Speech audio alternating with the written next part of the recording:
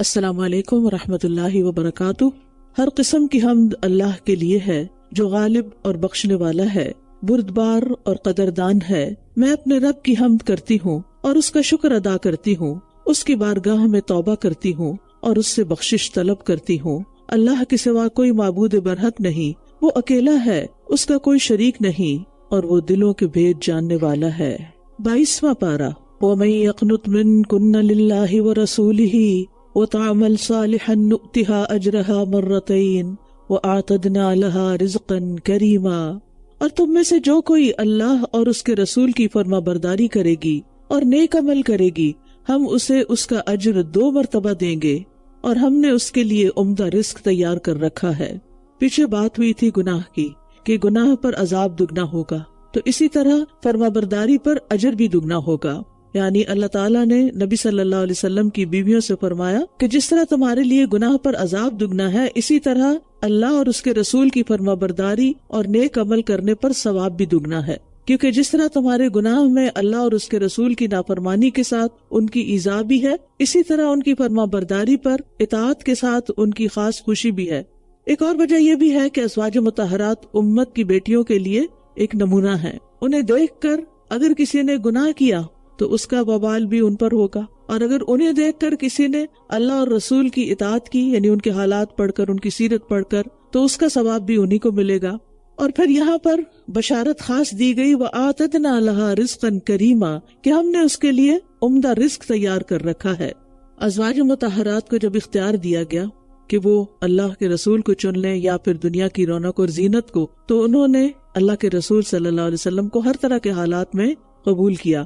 اختیار دینے کا جو حکم تھا اس کی وجہ کیا تھی کہ انہوں نے خرچے میں اضافے کا مطالبہ کیا تھا، تو انہوں نے اللہ اور اس کے رسول کو ترجیح دی، تو اللہ تعالیٰ نے اب ان کو خوشخبری دی کہ تم میں سے جو آخرت کی طلب میں اللہ اور رسول کی فرما برداری کریں گی اور نیک کام کریں گی، ہم نے اس کے لیے بہت عزت والا رزق تیار کر رکھا ہے۔ یعنی اگر دنیا میں تم نے کوئی قربانی کی ہے تو آخرت میں اس کا بہترین بدلہ ویسا ہی ملنے والا ہے۔ اور پھر یہ بھی کہا گیا ہے کہ دنیا میں بھی اللہ سبحانہ وتعالیٰ نے ان کے رزق کا بہترین بندوبست کیا، کیونکہ نبی صلی اللہ علیہ وسلم کے جانے کے بعد مسلمانوں کو بے شمار فتوحات حاصل ہوئی، جس کے نتیجے میں بہت سا مال غنیمت آیا، جیسے ایران فتح ہوا، روم فتح ہوا، تو اس میں بے شمار خزانے مسلمانوں کے پاس آئے۔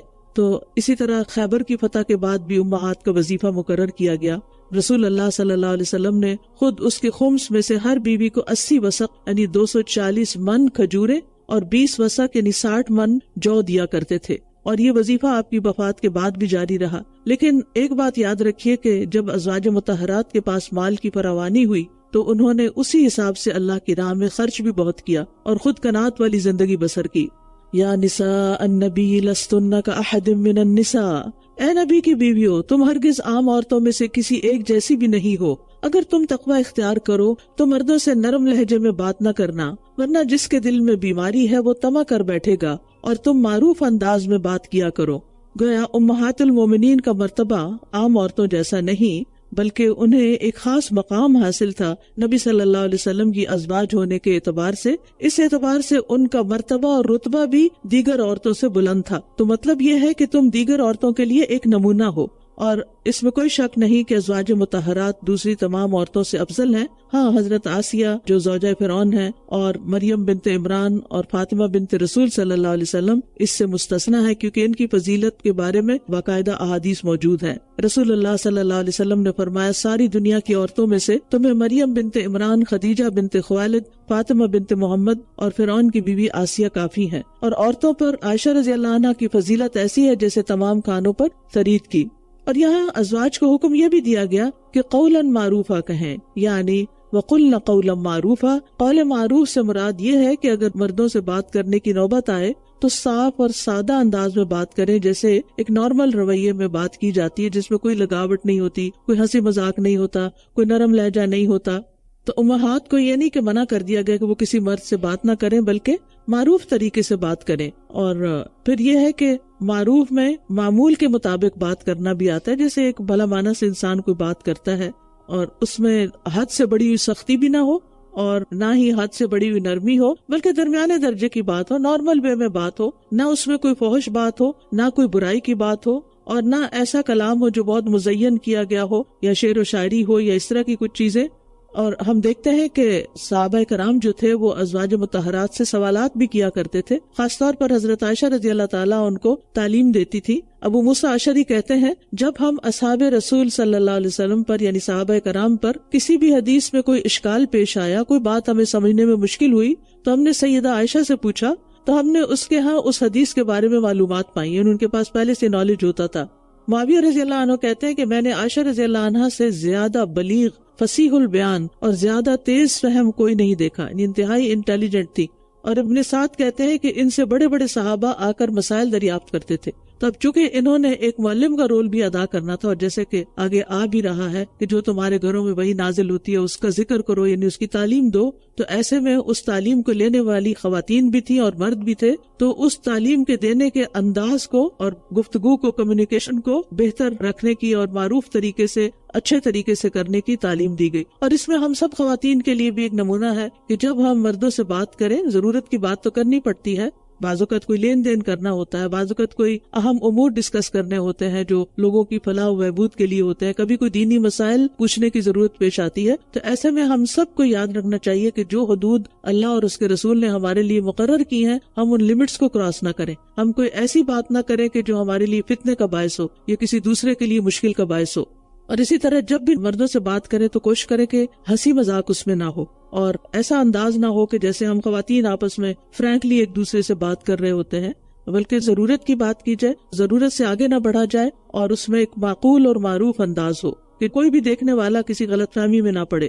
وَقَرْنَ فِي بُيُوتِكُنَّ وَلَا تَبَرَّجْنَ تَبَرُّجَ الْجَاهِلِيَّةِ الْأُولَى وَقَرْنَ فِي بُيُوتِكُنَّ, اور اپنے گھروں میں ٹک کر رہو اور پہلی جاہلیت کا سا اظہار زینت نہ کرو, اور نماز قائم کرو اور زکوٰۃ ادا کرو اور اللہ اور اس کے رسول کی اطاعت کرو. بے شک اللہ یہی چاہتا ہے اے اہل بیت کہ تم سے گندگی کو دور کر دے اور تمہیں خوب پاک کر دے. اب یہاں پر عورت کے لیے گھر سے باہر نکلنے کے آداب بتائے گئے ہیں. عورت کا اصل جو اسٹیشن ہے کام کرنے کا وہ اس کا گھر ہے, جیسے کہ ازواج مطہرات سے کہا جا رہا ہے کہ اپنے گھروں میں ٹک کر رہو, یعنی تمہاری جو فیلڈ آف ورک ہے وہ تمہارا گھر ہے. لیکن عورت ضرورتاً گھر سے باہر نکل سکتی ہے, اور اگر گھر سے باہر نکلنا ہو تو پھر پہلی جاہلیت کا سا اظہار زینت نہ کرے. اور اس کے بعد نماز اور زکوٰۃ کی بات آئی, یعنی اس سے اندازہ ہوتا ہے کہ یہ حکم خواتین کے لیے کتنا اہم ہے کہ ضرورتاً اگر گھر سے باہر نکلنا پڑے تو کس طریقے سے نکلیں, اور پھر باقی معاملات میں بھی اللہ اور رسول کی اطاعت کریں. تو اس میں خاص طور پر یہ جو بات کی گئی ہے وہ ہے کہ ولا تبرجنا, تبرج کا لفظ جو ہے یہ برج سے ہے. برج کہتے ہیں ہائی رائز کو, یعنی نمایاں چیز کو, یعنی عورت باہر نکلتے ہوئے اپنے آپ کو نمایاں نہ کرے, نہ اپنے لباس کے ذریعے, نہ ہی اپنی چال کے ذریعے, نہ اپنی گفتگو کے ذریعے, بلکہ ایک سادہ طریقے سے نکلے. اور تبرج کا لفظ بے پردگی اور زیب و زینت کے اظہار کے لیے استعمال ہوتا ہے. اور اسی طرح یہ ہے کہ خوشبو لگا کر نہ نکلے. رسول اللہ صلی اللہ علیہ وسلم نے فرمایا جو عورت عطر لگائے اور اس لیے لوگوں کے پاس سے گزرے تاکہ وہ اس کی خوشبو سونگے تو وہ زانیہ ہے, یعنی اتنا برا اس کو قرار دیا گیا.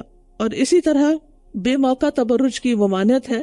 نبی صلی اللہ علیہ وسلم نے فرمایا 3 آدمیوں کی ہلاکت کے متعلق کچھ نہ پوچھو. ان میں سے ایک وہ عورت جس کا شوہر موجود نہ ہو, وہ اس کی تمام دنیاوی ضروریات میں اس کی کفایت کرتا ہو اور وہ اس کے پیچھے اپنی زیب و زینت ظاہر کرے, یعنی غیر مردوں کے سامنے. یعنی مثلا ہسبینڈ ہے, آؤٹ آف کنٹری کہیں کام پر گیا ہوا ہے, تمام ضروریات پوری کر رہا ہے, عورت پیچھے اکیلی ہے, لیکن یہ ہے کہ وہ اس کی ذات میں خیانت کر رہی ہے. پھر اسی طرح آپ صلی اللہ علیہ وسلم نے فرمایا شر نسائکم المتبرجات المتخیلات وہن المنافقات, تمہاری بدترین عورتیں وہ ہیں جو اپنی زیب و زینت کی نمائش کرنے والی اور اکڑ کر چلنے والی ہیں, اور یہی عورتیں منافق ہیں. یعنی آپ سوچئے کہ زیب و زینت کا اظہار عورت کے حق میں نفاق کی علامت ہے. پھر اسی طرح رسول اللہ صلی اللہ علیہ وسلم نے فرمایا جہنمیوں کی 2 قسمیں میں نے ابھی تک نہیں دیکھی. ان میں ایک وہ لوگ ہیں جن کے پاس بیل کے دموں جیسے کوڑے ہوں گے جس سے وہ لوگوں کو ماریں گے, یعنی ظالم حکمران. دوسری قسم ان عورتوں کی ہے جو کپڑے پہننے کے باوجود ننگی ہوں گی. کپڑے پہننے کے باوجود ننگی ہوگی, یا تو کپڑے بہت باریک ہوں گے, سی تھرو ہوں گے, یا پھر یہ ہے کہ وہ اتنے سکن ٹائٹ ہوں گے کہ پورے جو فگرز ہیں وہ نمایاں ہو رہے ہوں گے. مائل ہونے والی, یعنی مردوں کے پیچھے جانے والی اور دوسروں کو مائل کرنے والی, یعنی ان کو اپنے سے رجھانے والی, ان کے سر بختی اونٹ کے کوہان کی طرح، یعنی سر کے اوپر انہوں نے بال یا جوڑا ایکسٹرا لگا کے اس طرح اونچا کیا ہوا ہے کہ جیسے اونٹ کے گردن کے اوپر کوہان ہوتی ہے اور وہ نمایاں ہوتی ہے۔ ایسی عورتیں جنت میں داخل نہ ہوں گی، نہ جنت کی خوشبو پائیں گی، حالانکہ جنت کی خوشبو لمبے فاصلے سے آتی ہے، یعنی دور دور سے آتی ہے۔ تو اس سے آپ دیکھیے کہ دنیا کی چند روزہ زندگی میں لوگوں کی اٹینشن لینے کے لیے انسان ایسے کام کرے اور پھر اللہ اور اس کے رسول کے سامنے شرمندہ ہو، بلکہ ان کا غضب جھیلے، تو اس میں انسان کے ہاتھ میں کیا ہے؟ یعنی دنیا کی زندگی کتنے دن کی، اور یہ رونقیں کتنے دن کی ہیں، اور یہ جوانی بھی کتنے دن کی ہوتی ہے کہ جس میں انسان بہت خوبصورت بن کے اور بہت اپنے آپ کو نمایاں کر کے دوسروں کو خوش کر سکتا ہے۔ اور اس میں آپ دیکھیے کہ اس کے پیچھے مجھے کبھی مقصد بھی سمجھ نہیں آیا کہ انسان آخر اپنی زینت، اپنی خوبصورتی جو کہ ایک ٹریجر ہے عورت کے لیے، وہ غیر متعلقہ لوگوں کے سامنے آخر ظاہر بھی کیوں کرے؟ اس کا مقصد کیا ہے؟ یعنی what's the purpose, what's the reason, کیوں آخر؟ یعنی انسان تھوڑی دیر اپنے آپ میں غور کرے کہ وہ ایسا کیوں کر رہا ہے، کس کو خوش کرنے کے لیے؟ کیا کسی انسان کو خوش کرنے میں اللہ کی خوشی بھی ہے؟ اور اگر اللہ تعالیٰ کی ناراضگی ہے تو پھر یہ کام کیوں کیا جائے؟ پھر فرمایا کہ اللہ تعالیٰ تو تم سے اہل بیت گندگی کو دور کرنا چاہتا ہے، اور یہاں اہل بیت سے مراد ازواج مطہرات ہیں، کیونکہ انہی سے خطاب ہے، اوپر یا نساء النبی کہہ کے پکارا گیا ہے۔ اور بعض روایات کی روح سے اہل بیت کا مصداق حضرت علی، حضرت فاطمہ، حضرت حسن اور حضرت حسین بھی ہیں، اور بعض لوگ ازواج کو خارج کر دیتے ہیں، بعض لوگ ان کو خارج کر دیتے ہیں، جبکہ اعتدال کا نقطہ نظر کیا ہے کہ ازواج مطہرات بھی اہل بیت ہیں، اور آپ کے دیگر خاندان والے حضرت فاطمہ کی اولاد اور حضرت علی یہ بھی اہل بیت میں سے ہیں۔ وَاذْكُرْنَ مَا يُتْلَى فِي بُيُوتِكُنَّ مِنْ آيَاتِ اللَّهِ وَالْحِكْمَةِ، اور اللہ کی آیات اور حکمت میں سے جو کچھ تمہارے گھروں میں پڑھا جاتا ہے اسے یاد رکھو، بے شک اللہ بہت باریک بین خوب باخبر ہے۔ وَاذْكُرْنَ میں ذکر کا لفظ آتا ہے، ذکر خود یاد رکھنا بھی ہے اور اس پر عمل کرنا، اور ذکر کرنے کا مطلب ہے کسی دوسرے کے سامنے بھی اس کا ذکر کرنا، یعنی خود بھی ان آیات اور احادیث، حکمت سے مراد حدیث ہے، کیونکہ نبی صلی اللہ علیہ وسلم نے کتاب اور حکمت دونوں کی تعلیم دی تھی، اور اس سے علماء یہی کہتے ہیں کہ کتاب سے مراد قرآن مجید اور حکمت سے مراد سنت رسول صلی اللہ علیہ وسلم ہے۔ تو اس سے ایک تو یہ پتہ چلتا ہے کہ اس کو پڑھنا بھی چاہیے، اور دوسرا یہ ہے کہ ان کے پڑھنے میں ثواب بھی ہے، جیسے قرآن کو پڑھنے میں ثواب ہے تو علماء اس سے استدلال کرتے ہیں کہ حدیث بھی قرآن کی طرح ثواب کی نیت سے پڑھی جا سکتی ہے، کیونکہ اس سے انسان کو حکمت حاصل ہوتی ہے اور بے شمار فائدے حاصل ہوتے ہیں، عمل میں بہتری آتی ہے۔ اور اس سے یہ بات بھی پتہ چل رہی ہے کہ اہل بیت کے گھروں میں، یعنی ازواج مطہرات کے گھروں میں آیات کا نزول ہوتا تھا، وہی نازل ہوتی تھی، بالخصوص حضرت عائشہ کے ہاں۔ اور اس سے یہ بات بھی اخذ کی جا سکتی ہے کہ جن گھروں میں قرآن کی تعلیم دی جائے، جن گھروں میں قرآن پڑھا جائے اور پڑھایا جائے، ان گھروں کی بھی فضیلت ہے۔ ابو ہریرہ کہا کرتے تھے رضی اللہ عنہ، بے شک قرآن پڑھنے کی وجہ سے گھر اپنے رہنے والوں کے لیے کشادہ ہو جاتا ہے، یعنی اس میں برکتیں آتی ہیں، اس میں فرشتے حاضر ہوتے ہیں، شیاطین اس گھر کو چھوڑ دیتے ہیں، اس کی خیر و برکت بڑھ جاتی ہے۔ اور قرآن نہ پڑھنے کی وجہ سے گھر اپنے رہنے والوں کے لیے تنگ ہو جاتا ہے، فرشتے اس کو چھوڑ دیتے ہیں، شیاطین اس میں بسیرا کر لیتے ہیں، اور اس کی خیر و برکت کم ہو جاتی ہے۔ تو اس میں آپ دیکھیے کہ ہمارے عمومی رجحان کیا ہے گھروں کا، صبح اٹھ کر گھروں کے اندر کیا ہو رہا ہوتا ہے، اور پھر رات کے وقت کیا ہوتا ہے، وہ کون سا وقت ہے جو قرآن پڑھنے کے لیے بھی مخصوص ہے، اور پھر جو پڑھتے ہیں وہ بھی بلند آواز میں پڑھ رہے ہوں۔ اب تو اس کو ریپلیس کر لیا ٹی وی نے، کچھ لوگ گھر میں انٹر ہوتے ٹی وی آن کر دیتے ہیں، بھلے دیکھیں یا نہ دیکھیں، مسلسل کبھی میوزک بج رہا ہے، کبھی نیوز آ رہی ہے، کبھی اینکرز بیٹھے ہوئے ہیں، کبھی کچھ ہو رہا ہے، اور اگر کوئی گھر میں قرآن پڑھ بھی رہا ہے تو کسی گوشے میں بیٹھ کے چپکے سے اس کو یا صرف نگاہوں سے دیکھ کے ریڈ کر رہا ہے۔ تو ہمیں سوچنا چاہیے کہ ہم نے کس چیز کو آگے کر لیا اور کس چیز کو پیچھے کر لیا، اور ہمیں کل کیا چیز کام آنے والی ہے جب ہم اس دنیا سے جائیں گے۔ ان المسلمین والمسلمات والمؤمنین والمؤمنات والقانتین والقانتات والصادقین والصادقات، بے شک مسلمان مرد اور مسلمان عورتیں، اور مومن مرد اور مومن عورتیں، اور فرما بردار مرد اور فرما بردار عورتیں، اور سچے مرد اور سچی عورتیں، اور صبر کرنے والے مرد اور صبر کرنے والی عورتیں، اور عاجزی کرنے والے مرد اور عاجزی کرنے والی عورتیں، اور صدقہ دینے والے مرد اور صدقہ دینے والی عورتیں، اور روزہ رکھنے والے مرد اور روزہ رکھنے والی عورتیں، اور اپنی شرمگاہوں کی حفاظت کرنے والے مرد اور حفاظت کرنے والی عورتیں، اور کثرت سے اللہ کا ذکر کرنے والے مرد اور ذکر کرنے والی عورتیں، اللہ نے ان کے لیے مغفرت اور بہت بڑا اجر تیار کر رکھا ہے۔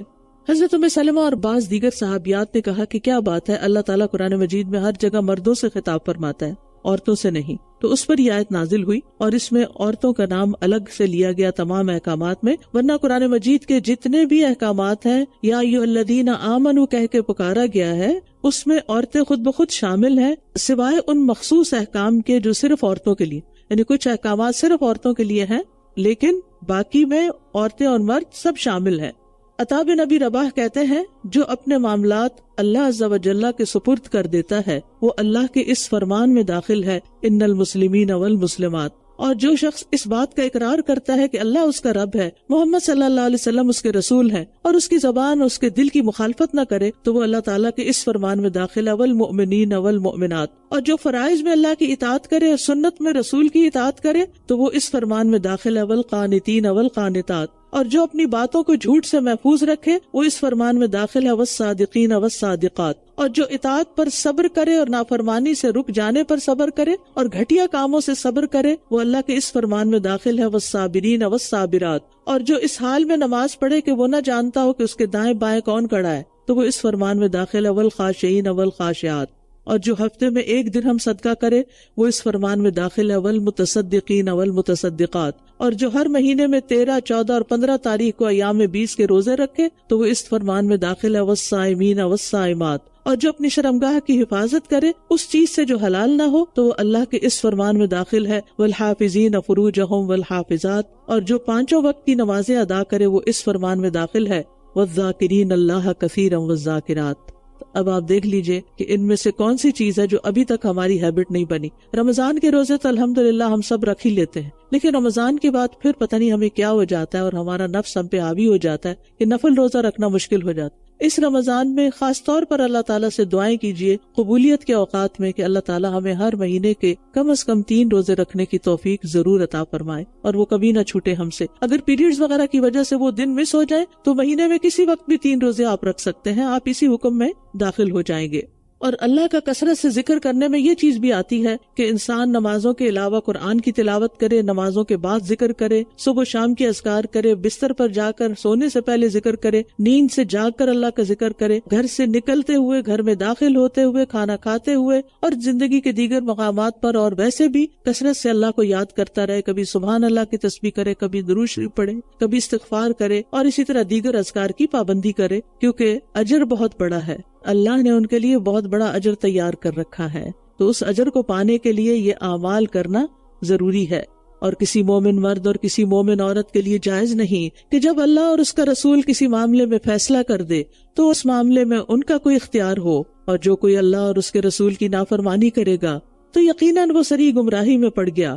یہ آیت زینب رضی اللہ عنہ کے نکاح کے سلسلے میں نازل ہوئی تھی۔ حضرت زید بن حارثہ جو اصلاً عرب تھے لیکن کسی نے انہیں بچپن میں زبردستی پکڑ کے بطور غلام بیچ دیا تھا، لیکن نبی صلی اللہ علیہ وسلم سے حضرت خدیجہ کے نکاح کے بعد حضرت خدیجہ نے انہیں رسول اللہ صلی اللہ علیہ وسلم کو ہبہ کر دیا، ایز اے گفٹ دے دیا۔ آپ نے انہیں آزاد کر کے اپنا بیٹا بنا لیا۔ اب نبی صلی اللہ علیہ وسلم چونکہ ان کو بیٹے کی طرح ٹریٹ کرتے تھے تو ان کے نکاح کے لیے اپنی پھپھی زاد بہن جو تھی، اپنی کزن حضرت زینب کو نکاح کا پیغام بھیجا، جس پر انہیں اور ان کے بھائی کو خاندانی وجاہت کی بنا پر کچھ تعامل ہوا کہ زید تو ایک آزاد کردہ غلام ہے، کیونکہ اس معاشرے میں غلاموں کی کوئی ویلیو نہیں تھی، اور ہمارا تعلق ایک اونچے خاندان سے ہے، جیسے کہ آج کل بھی بہت سے لوگ ذات پات کے چکر میں رشتہ نہیں کرتے۔ تو اس پر یہ آیت نازل ہوئی کہ اللہ اور اس کے رسول کے فیصلوں کے آگے سر تسلیم خم کرنا ضروری ہے۔ اس آیت کے سننے کے بعد حضرت زینب نے اپنی رائے پہ اصرار نہیں کیا، اپنی پسند کو چھوڑ دیا اور شادی کے لیے تیار ہو گئی، لیکن پھر ان کا نباہ نہ ہو سکا۔ اور جب آپ اس شخص سے کہہ رہے تھے جس پر اللہ نے انعام کیا تھا، اور آپ نے بھی یعنی حضرت زید کہ اپنی بیوی کو اپنے پاس روک رکھو اور اللہ سے ڈرو، یعنی وہ طلاق دینا چاہتے تھے لیکن نبی صلی اللہ علیہ وسلم ان کو روکتے تھے، اور آپ اپنے دل میں جو چھپا رہے تھے اللہ اسے ظاہر کرنے والا تھا، اور آپ لوگوں سے ڈر رہے تھے، حالانکہ اللہ زیادہ حقدار ہے کہ آپ اس سے ڈریں۔ پھر جب زید نے اس سے اپنی حاجت پوری کر لی تو ہم نے اس کا نکاح آپ سے کر دیا تاکہ مومنوں پر اپنے منہ بولے بیٹوں کی بیویوں سے نکاح کے معاملے میں کوئی تنگی نہ رہے جب وہ ان سے حاجت پوری کر چکے یعنی طلاق دے چکے، اور اللہ کا حکم ہو کر رہنے والا ہے۔ چونکہ ان دونوں کے مزاج میں فرق تھا، حضرت زید اور حضرت زینب کے، دونوں ہی بہت نیک انسان تھے اور نبی صلی اللہ علیہ وسلم کے بہت قریبی تھے، تو آپس میں ان کی بنتی نہیں تھی کیونکہ ذہنی ہم آہنگی نہیں تھی، دونوں کا بیک گراؤنڈ فرق تھا۔ تو اس کا تذکرہ حضرت زید نبی صلی اللہ علیہ وسلم سے کرتے رہتے تھے اور طلاق دینے کی خواہش بھی رکھتے تھے، لیکن نبی صلی اللہ علیہ وسلم ان کو روک دیتے تھے اور نباہ کرنے کی تلقین کرتے تھے، جسے تمام ماں باپ ایسے ہی کرتے ہیں نا، کہ اگر بچوں میں کوئی انبن ہو تو وہ روکتے ہیں کہ نہیں دیکھو اتنی جلدی نہ کرو، ٹائم دو ایک دوسرے کو۔ اور اس سے پہلے اللہ سبحانہ وتعالیٰ نے آپ کو آگاہ بھی کر دیا تھا کہ جب حضرت زید طلاق دے چکیں گے تو پھر ان سے آپ کو شادی کرنی ہوگی۔ تو آپ اس بات سے ڈرتے تھے کیونکہ عربوں کے ہاں یہ بات بہت معیوب سمجھی جاتی تھی کہ منہ بولے بیٹے کی بیوی سے شادی کی جائے، یعنی متعلقہ ہو یا بیوہ ہو، وہ اس کو حقیقی بیٹے کی طرح سمجھتے تھے، جبکہ اللہ سبحانہ وتعالیٰ ان کی اس رسم کو توڑنا چاہتا تھا۔ اس لیے پھر نبی صلی اللہ علیہ وسلم حضرت زید کو منع کرتے تھے، لیکن پھر وہی ہوا جو اللہ نے چاہا کہ جب حضرت زید نے طلاق دے دی اور ان کی عدت پوری ہوئی تو نبی صلی اللہ علیہ وسلم نے حضرت زید کو ہی بھیجا پیغام دے کر۔ اب سوچئے کہ وہ اب ان کی بیوی نہیں ہے، لیکن انہی کے ذریعے پیغام بھیجا کہ نبی صلی اللہ علیہ وسلم نکاح کرنا چاہتے ہیں۔ تو انہوں نے کہا کہ جب تک میں استخارہ نہ کروں جواب نہیں دے سکتی۔ تو انہوں نے استخارہ کیا اور اتنی دیر میں اللہ تعالیٰ نے ان کا نکاح آسمانوں پر ہی کر دیا اور نبی صلی اللہ علیہ وسلم ان کے پاس چلے گئے۔ تو بہرحال اس طرح کا یہ نکاح کرنا اور یہ ساری سچویشن ایک حکمت کے تحت پیش آئی تھی تاکہ ایک رسم کو توڑا جائے۔ آج بھی آپ دیکھیں کہ لوگ جب دین کا علم پڑھتے ہیں، نماز روزہ شروع کر دیتے ہیں، حج زکوٰۃ عمرہ وغیرہ عبادات پر بہت توجہ کرنا شروع کر دیتے ہیں، لیکن جو رسم و رواج ہیں اور جو کلچر میں ایسی چیزیں ہیں جو دین سے ٹکراتی ہیں، ان سے نکلنا ان کو بہت مشکل لگتا ہے۔ اب آپ دیکھیں کہ ہمارے ہاں جو شادی بیاہ کے اوپر رسمیں ہوتی ہیں، بہت سے دیندار لوگ ہو بہو وہی کچھ کر رہے ہوتے ہیں جو ایک ان پڑھ انسان کر رہا ہوتا ہے۔ کیوں؟ اس لیے کہ اس کے خلاف نہیں جا سکتے کہ ہم آڈز میں سے ہو جائیں گے اور لوگ ہمیں کیا کہیں گے، لوگ جینے نہیں دیں گے، فلاں کیا کہے گا، فلاں۔ اور سب سے بڑی بات ہے کہ بچوں کا بہانہ کرتے ہیں کہ بچے نہیں مانتے۔ ٹھیک ہے، بچے نہیں بھی مانتے، اس میں کوئی شک نہیں، بعض اوقات بچوں کی خواہش کچھ اور ہوتی ہے، لیکن پھر یہ کہ بچوں کی ذہن سازی کرنا بھی ہمارا ہی کام ہوتا ہے جس حد تک ہم کر سکیں، کیونکہ بہت سی چیزیں اگر آپ کسی وقت غور کریں کہ کتنی چیزیں ہماری شادیوں کے اندر ایسی ہیں کہ جو اللہ اور اس کے رسول صلی اللہ علیہ وسلم کے احکامات سے ٹکراتی ہیں، اور ان کی وجہ سے ہم مشکلات کا بھی شکار ہیں، دنیا میں مشکلات میں پڑے ہوئے ہیں، لیکن یہ ہے کہ ان سے باز بھی نہیں آتے، ان سے باہر بھی نہیں نکلتے۔ تو یہ اللہ کی توفیق سے ہی ہو سکتا ہے۔ تو معاشرتی رسم و رواج کو توڑنا آسان کام نہیں۔ تو یہ رسم ایسی بری تھی کہ اس معاشرے کے اندر جڑ پکڑی ہوئی تھی کہ اگر اللہ کے رسول صلی اللہ علیہ وسلم اس کو خود نہ توڑتے تو یہ کبھی بھی ختم نہیں ہو سکتی تھی۔ تو اس لیے اللہ سبحانہ وتعالیٰ نے پہلے حکم دیا کہ زید کا نکاح زینب سے کر دیا جائے، اور پھر اس کے بعد حکم دیا کہ اب اللہ کے رسول صلی اللہ علیہ وسلم ان سے نکاح کریں۔ ڈائریکٹ بھی آپ کر سکتے تھے جب ان کی شادی نہیں ہوئی تھی، لیکن اس طریقے سے کیوں کیا گیا؟ تاکہ یہ رسم ختم ہو جائے۔ نبی پر اس معاملے میں کوئی تنگی نہیں جو اللہ نے اس کے لیے طے کر دیا۔ اللہ کا یہ طریقہ ان لوگوں میں بھی رہا ہے جو پہلے گزر چکے ہیں، اور اللہ کا حکم ایک طے شدہ فیصلہ ہے، یعنی نبی کے لیے یہ نکاح کرنا فرض تھا۔ دوسرے مسلمانوں کے لیے تو اس طرح کا نکاح ایک مباح معاملہ ہے، لیکن یہ اللہ نے ایک فرض عائد کیا تھا کہ نہیں، آپ کو یہ ضرور کرنا ہے، بلکہ اللہ تعالیٰ نے خود ہی کر دیا۔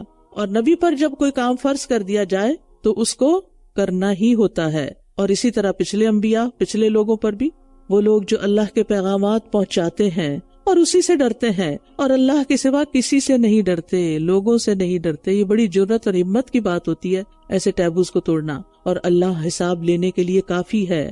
یعنی کسی کا ڈر یا خوف انہیں اللہ کا پیغام پہنچانے میں مانے نہیں ہوتا، اور نہ کسی کی لان تان کی پرواہ ہوتی ہے۔ ہم بہت سے کام کیوں کرتے رہتے ہیں جو غلط ہوتے ہیں؟ لوگوں کے ڈر سے۔ ایک عام جملہ ہے جو اکثر ہمارے منہ پہ آ جاتا ہے، لوگ کیا کہیں گے، لوگ کیا کہیں۔ اگر نہ بھی کہیں تو ہم دل میں سوچ لیتے ہیں لوگ کیا کہیں گے۔ تو یا تو ہم پھر لوگوں کی بندگی کر لیں یا پھر اللہ کی بندگی کر لیں۔ اور اللہ کا نام حسیب بھی ہے، کافی ہونے والا ہر چیز کے لیے۔ ما کان محمد ابا احد من رجالکم، محمد تمہارے مردوں میں سے کسی کے باپ نہیں، یعنی منہ بولا بیٹا اگر کسی کا ہو تو وہ اس کا حقیقی باپ نہیں ہوتا۔ زید بن حارثہ نبی صلی اللہ علیہ وسلم کے حقیقی بیٹے نہیں، اور وہ ان کے حقیقی باپ نہیں ہے، لیکن وہ اللہ کے رسول ہیں اور خاتم النبیین ہیں، اور اللہ ہر چیز کو خوب جاننے والا ہے۔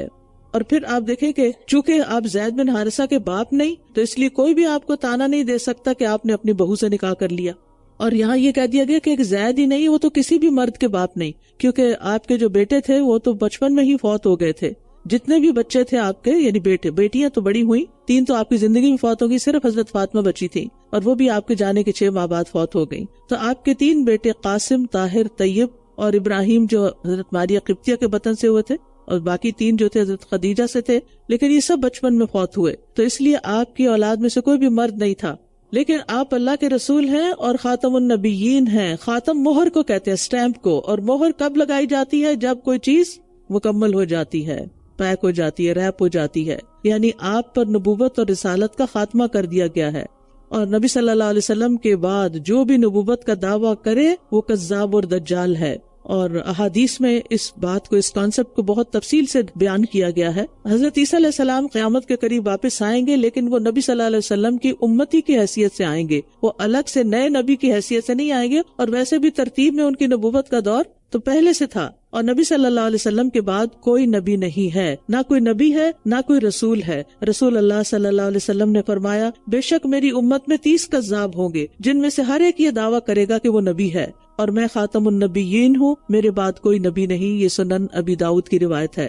یا ایھا الذین آمنوا اذکروا اللہ ذکرا کثیرا، اے لوگو جو ایمان لائے ہو، اللہ کا ذکر کرو، بہت زیادہ ذکر کرنا۔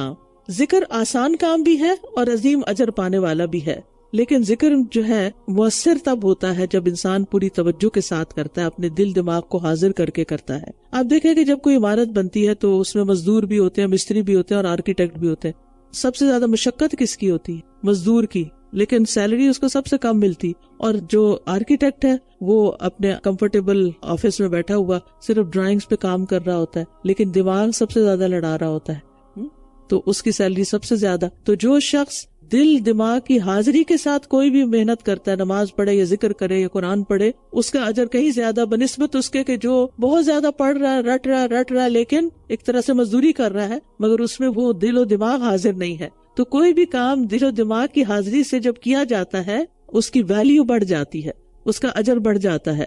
اور ذکر کرنے والے سبقت لے جانے والے لوگ ہیں۔ اور حسن بصری کہتے ہیں 3 چیزوں میں لذت تلاش کریں، نماز میں، ذکر میں اور قرآن کی قرات میں۔ اگر آپ کو ان میں لذت حاصل ہو جائے تو ٹھیک، ورنہ جان لیں یہ دروازہ بند ہو چکا ہے، اس کے بعد آپ کو کوئی چیز لذت نہیں دے گی۔ وَسَبِّحُوهُ بُكْرَةً وَأَصِيلًا، اور صبح و شام اس کی تسبیح کرتے رہو۔ هُوَ الَّذِي يُصَلِّي عَلَيْكُمْ وَمَلَائِكَتُهُ، وہی ہے جو تم پر رحمت بھیجتا ہے اور اس کے فرشتے دعائے رحمت کرتے ہیں۔ کس پر؟ ایمان والوں پر، تاکہ وہ تمہیں اندھیروں سے روشنی کی طرف نکال لائے، اور وہ مومنوں پر بہت رحم فرمانے والا ہے۔ یعنی یہاں پر صلاۃ کا لفظ استعمال ہوا جس کا معنی رحمت بھی ہے، ذکر خیر بھی اور دعا بھی۔ تو اللہ تعالیٰ کی صلاۃ کا مطلب ہے فرشتوں کے پاس تعریف کرنا، اور فرشتوں کی صلاۃ کا مطلب کیا ہے؟ دعائے رحمت کرنا، دعائے استغفار کرنا۔ تحیتہم یوم یلقونہ سلام وَأَعَدَّ لَهُمْ أَجْرًا كَرِيمًا، جس دن وہ اس سے ملیں گے ان کی دعا سلام ہوگی، اور اس نے ان کے لیے عمدہ اجر تیار کر رکھا ہے۔ اللہ سبحانہ وتعالی اہل ایمان کو سلام کریں گے، سلام قولا من رب الرحیم۔ فرشتے ایمان والوں کو سلام کریں گے، آپس میں بھی مسلمانوں کی دعا، اہل جنت کی دعا سلام ہوگی۔ لہٰذا دنیا میں کثرت سے سلام کی عادت ڈالیں۔ یا ایھا النبی انا ارسلناک شاہدا ومبشرا ونذیرا، اے نبی بے شک ہم نے آپ کو گواہی دینے والا اور خوشخبری دینے والا اور خبردار کرنے والا بنا کر بھیجا ہے۔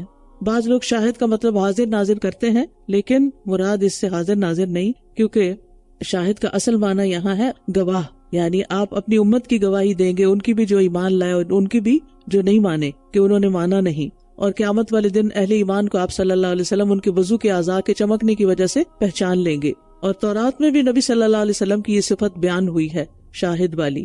اور اس میں آپ دیکھیے کہ بشارت کو نظارت پر مقدم کیا گیا ہے، کیونکہ نبی صلی اللہ علیہ وسلم کی دعوت میں بشارت یعنی خوشخبریاں دینے کا پہلو زیادہ غالب تھا۔ وَدَاعِيًا إِلَى اللَّهِ بِإِذْنِهِ وَسِرَاجًا مُنِيرًا، اور اس کے اذن سے اللہ کی طرف دعوت دینے والا اور روشنی کرنے والا چراغ۔ نبی صلی اللہ علیہ وسلم کے ذریعے کفر اور شرک کے اندھیرے دور ہوئے ہیں، آپ کے ذریعے روشن دین ہمیں ملا ہے جس کی رات بھی دن کی طرح ہے۔ وَبَشِّرِ الْمُؤْمِنِينَ بِأَنَّ لَهُم مِّنَ اللَّهِ فَضْلًا كَبِيرًا، اور آپ مومنوں کو خوشخبری دے دیجئے کہ یقیناً ان کے لیے اللہ کی طرف سے بہت بڑا فضل ہے۔ کس چیز کی خوشخبری؟ کہ دنیا میں بھی اللہ کی مدد آئے گی، اللہ تعالیٰ ان کے دلوں کو ہدایت دے گا، ان کے گناہوں کو بخش دے گا، ان کی تکلیفیں دور کر دے گا، ان کو رزق کریم عطا کرے گا، ان کو خوش کن نعمتیں عطا کرے گا، اور سب سے بڑا فضل تو جنت ہے۔ فضل کبیر سے مراد جنت، اور جنت سے بڑھ کر کوئی چیز نہیں۔ اور آپ کافروں اور منافقوں کی بات نہ مانیے اور ان کی اذیت رسانی کو نظر انداز کر دیجئے، اور اللہ پر توکل کیجئے، اور کافی ہے اللہ کارساز، حفاظت کرنے والا، کفایت کرنے والا۔ وَمَن يَتَوَكَّلْ عَلَى اللَّهِ فَهُوَ حَسْبُهُ، جو کوئی اللہ پر توکل کرے گا وہ اس کے لیے کافی ہو جائے گا۔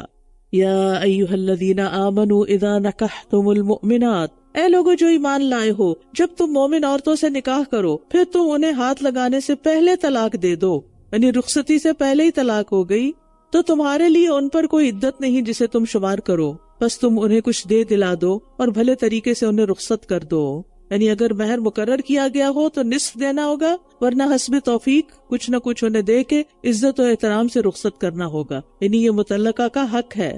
یعنی طلاق ہونے کا مطلب یہ نہیں کہ ایمان کا رشتہ ہی ختم ہو گیا اور اب ایک دوسرے کے ساتھ دشمنوں والا سلوک شروع کر دیا جائے، یہ ہمارے دین میں نہیں ہے۔ ٹھیک ہے، ایک عورت کسی مرد کی بیوی نہیں رہتی، لیکن بہرحال ضرورتاً کبھی اولاد کے معاملے میں یا کسی اور معاملے میں کوئی کمیونیکیشن کرنی پڑتی ہے، تو ایسی صورت میں انسان ایک دوسرے کے لیے عذاب نہ بنے، یعنی انا کا مسئلہ نہ بنائے، کیونکہ بعض کیسز میں ایسا بھی ہوتا ہے کہ طلاق کے بعد بالکل خاندان بھی کٹ جاتے ہیں، سلام دعا بھی ختم ہو جاتی ہے، ایمانی رشتے بھی ختم ہو جاتے ہیں، اور ایک دوسرے سے نفرتیں اور عداوتیں اور الزام تراشی اور جھوٹ کے پلندے ایک دوسرے پر پھینکے جاتے ہیں۔ یہ اسلامی رویہ نہیں ہے۔ بس ہو گیا سو ہو گیا، اگر کوئی پوچھے بھی کہ بھی کیوں طلاق ہوئی، بس اللہ کی تقدیر تھی، اللہ کے اذن سے نکاح ہوتا، اللہ کے اذن سے بس طلاق ہوگی، بس اس کے بعد کوئی بات کرنے کی ضرورت ہی نہیں۔ اب کیوں آپ گڑے مردے اکھاڑتے، کیوں آپ کسی کے عیب کھولتے ہیں، کیوں آپ دلچسپی لیتے ہیں کہ پتہ چلے کہ کیا ریزن ہے؟ کیا آپ نے اس ڈیٹا کو کہیں استعمال کرنا ہے؟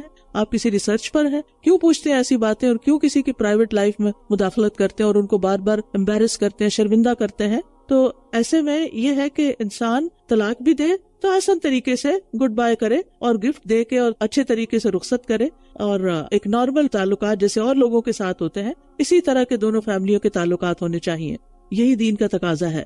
یا ایھا النبی انا احللنا لک ازواجک اللاتی آتیت اجورہن وما ملکت یمینک، اے نبی بے شک ہم نے آپ کے لیے آپ کی بیویاں حلال کر دی ہیں، کیونکہ آپ نے زیادہ نکاح کیے تھے اللہ کے اذن سے، حکم سے، بعض مصلحتوں کے تحت، جنہیں آپ نے ان کے مہر ادا کر دیے ہیں۔ تو اس سے یہ پتہ چلتا ہے کہ مہر ادا کر کے بیوی حلال ہوتی ہے، اور وہ لونڈیاں بھی جو آپ کی ملکیت میں ہیں، اس میں سے جو اللہ نے آپ پر بطور غنیمت لوٹایا ہے، اور آپ کے چچا کی بیٹیاں، اور آپ کی پھپھیوں کی بیٹیاں، اور آپ کے ماموں کی بیٹیاں، اور آپ کی خالاؤں کی بیٹیاں، وہ جنہوں نے آپ کے ساتھ ہجرت کی، اور وہ مومن عورت بھی جو اپنا آپ نبی کے لیے ہبہ کرے اگر نبی اس سے نکاح کا ارادہ کرے۔ یہ اجازت مومنوں کے لیے نہیں، صرف آپ کے لیے خاص ہے۔ ہم خوب جانتے ہیں جو ہم نے ان پر ان کی بیویوں اور لونڈیوں کے معاملے میں فرض کیا ہے، تاکہ آپ پر کوئی تنگی نہ ہو، اور اللہ بہت بخشنے والا، نہایت رحم کرنے والا ہے۔ یاد رکھیے کہ یہ ان احکامات میں سے ہے جو نبی صلی اللہ علیہ وسلم کے لیے خاص تھے، جیسے بعض علماء کے نزدیک قیام اللیل، تہجد جو تھا وہ آپ پر فرض تھا، صدقہ لینا آپ پر حرام تھا۔ تو اسی طرح کچھ اور بھی خصوصیات ہیں آپ کی، اس میں باقاعدہ مضمون لکھے گئے ہیں کہ کون کون سی چیزیں نبی صلی اللہ علیہ وسلم کے لیے خاص تھی، اور یہ ان میں سے ایک چیز ہے کہ آپ کے لیے 4 سے زیادہ کا نکاح حلال کیا گیا، اور پھر اس پر تعداد کی پابندی نہیں رکھی گئی، لیکن پھر یہ کہ جب ازواج مطہرات نے آپ کو چن لیا تو اس کے بعد پھر آپ کو روک دیا گیا کہ ان کے بعد اب آپ کسی اور سے نکاح نہیں کریں گے۔ اور پھر یہ ہے کہ جہاں تک مہر کا تعلق ہے تو آپ صلی اللہ علیہ وسلم نے ہر بیوی کو مہر ادا کیا۔ حضرت جویریہ اور حضرت صفیہ کا مہر ان کی آزادی تھی، اور باقی سب کو نقد مہر دیا گیا۔ ام حبیبہ کا مہر نجاشی نے دیا تھا۔ ترجی من تشاء منہن وتؤوی الیک من تشاء، ان میں سے جسے آپ چاہیں اپنے سے الگ رکھیں اور جسے چاہیں اپنے پاس رکھیں، اور جنہیں آپ نے الگ کر دیا ہو ان میں سے کسی کو اپنے پاس بلا لیں تو بھی آپ پر کوئی گناہ نہیں ہے۔ یہ زیادہ قریب ہے کہ ان کی آنکھیں ٹھنڈی رہیں اور وہ غمگین نہ ہوں، اور وہ سب کی سب اس پر راضی رہیں جو بھی آپ ان کو دیں، اور اللہ خوب جانتا ہے جو تمہارے دلوں میں ہے، اور اللہ بہت علم والا، بہت حلم والا ہے۔ یعنی بیویوں کے درمیان باریاں مقرر کرنے میں بھی آپ کو اختیار دیا گیا کہ جس کی باری چاہیں رکھیں، جس کی چاہیں موقوف کر دیں، یعنی جس سے آپ چاہیں تعلق قائم رکھیں اور جس سے چاہیں نہ کریں، لیکن نبی صلی اللہ علیہ وسلم نے سب کو ان کا حق دیا۔ اس کے بعد دیگر عورتیں آپ کے لیے حلال نہیں، یعنی جب ازواج مطہرات نے دنیا کی رونق اور زیب و زینت پر آپ کو ترجیح دی تو پھر اس کے بعد آپ کو دیگر نکاحوں سے منع کر دیا گیا۔ اس کے بعد دیگر عورتیں آپ کے لیے حلال نہیں ہیں، اور نہ یہ حلال ہے کہ آپ ان کے بدلے کوئی دوسری بیویاں لے آئیں، اگرچہ ان کا حسن آپ کو پسند بھی آئے، سوائے ان کے جو آپ کی ملکیت میں ہیں، اور اللہ ہر چیز پر خوب نگران ہے۔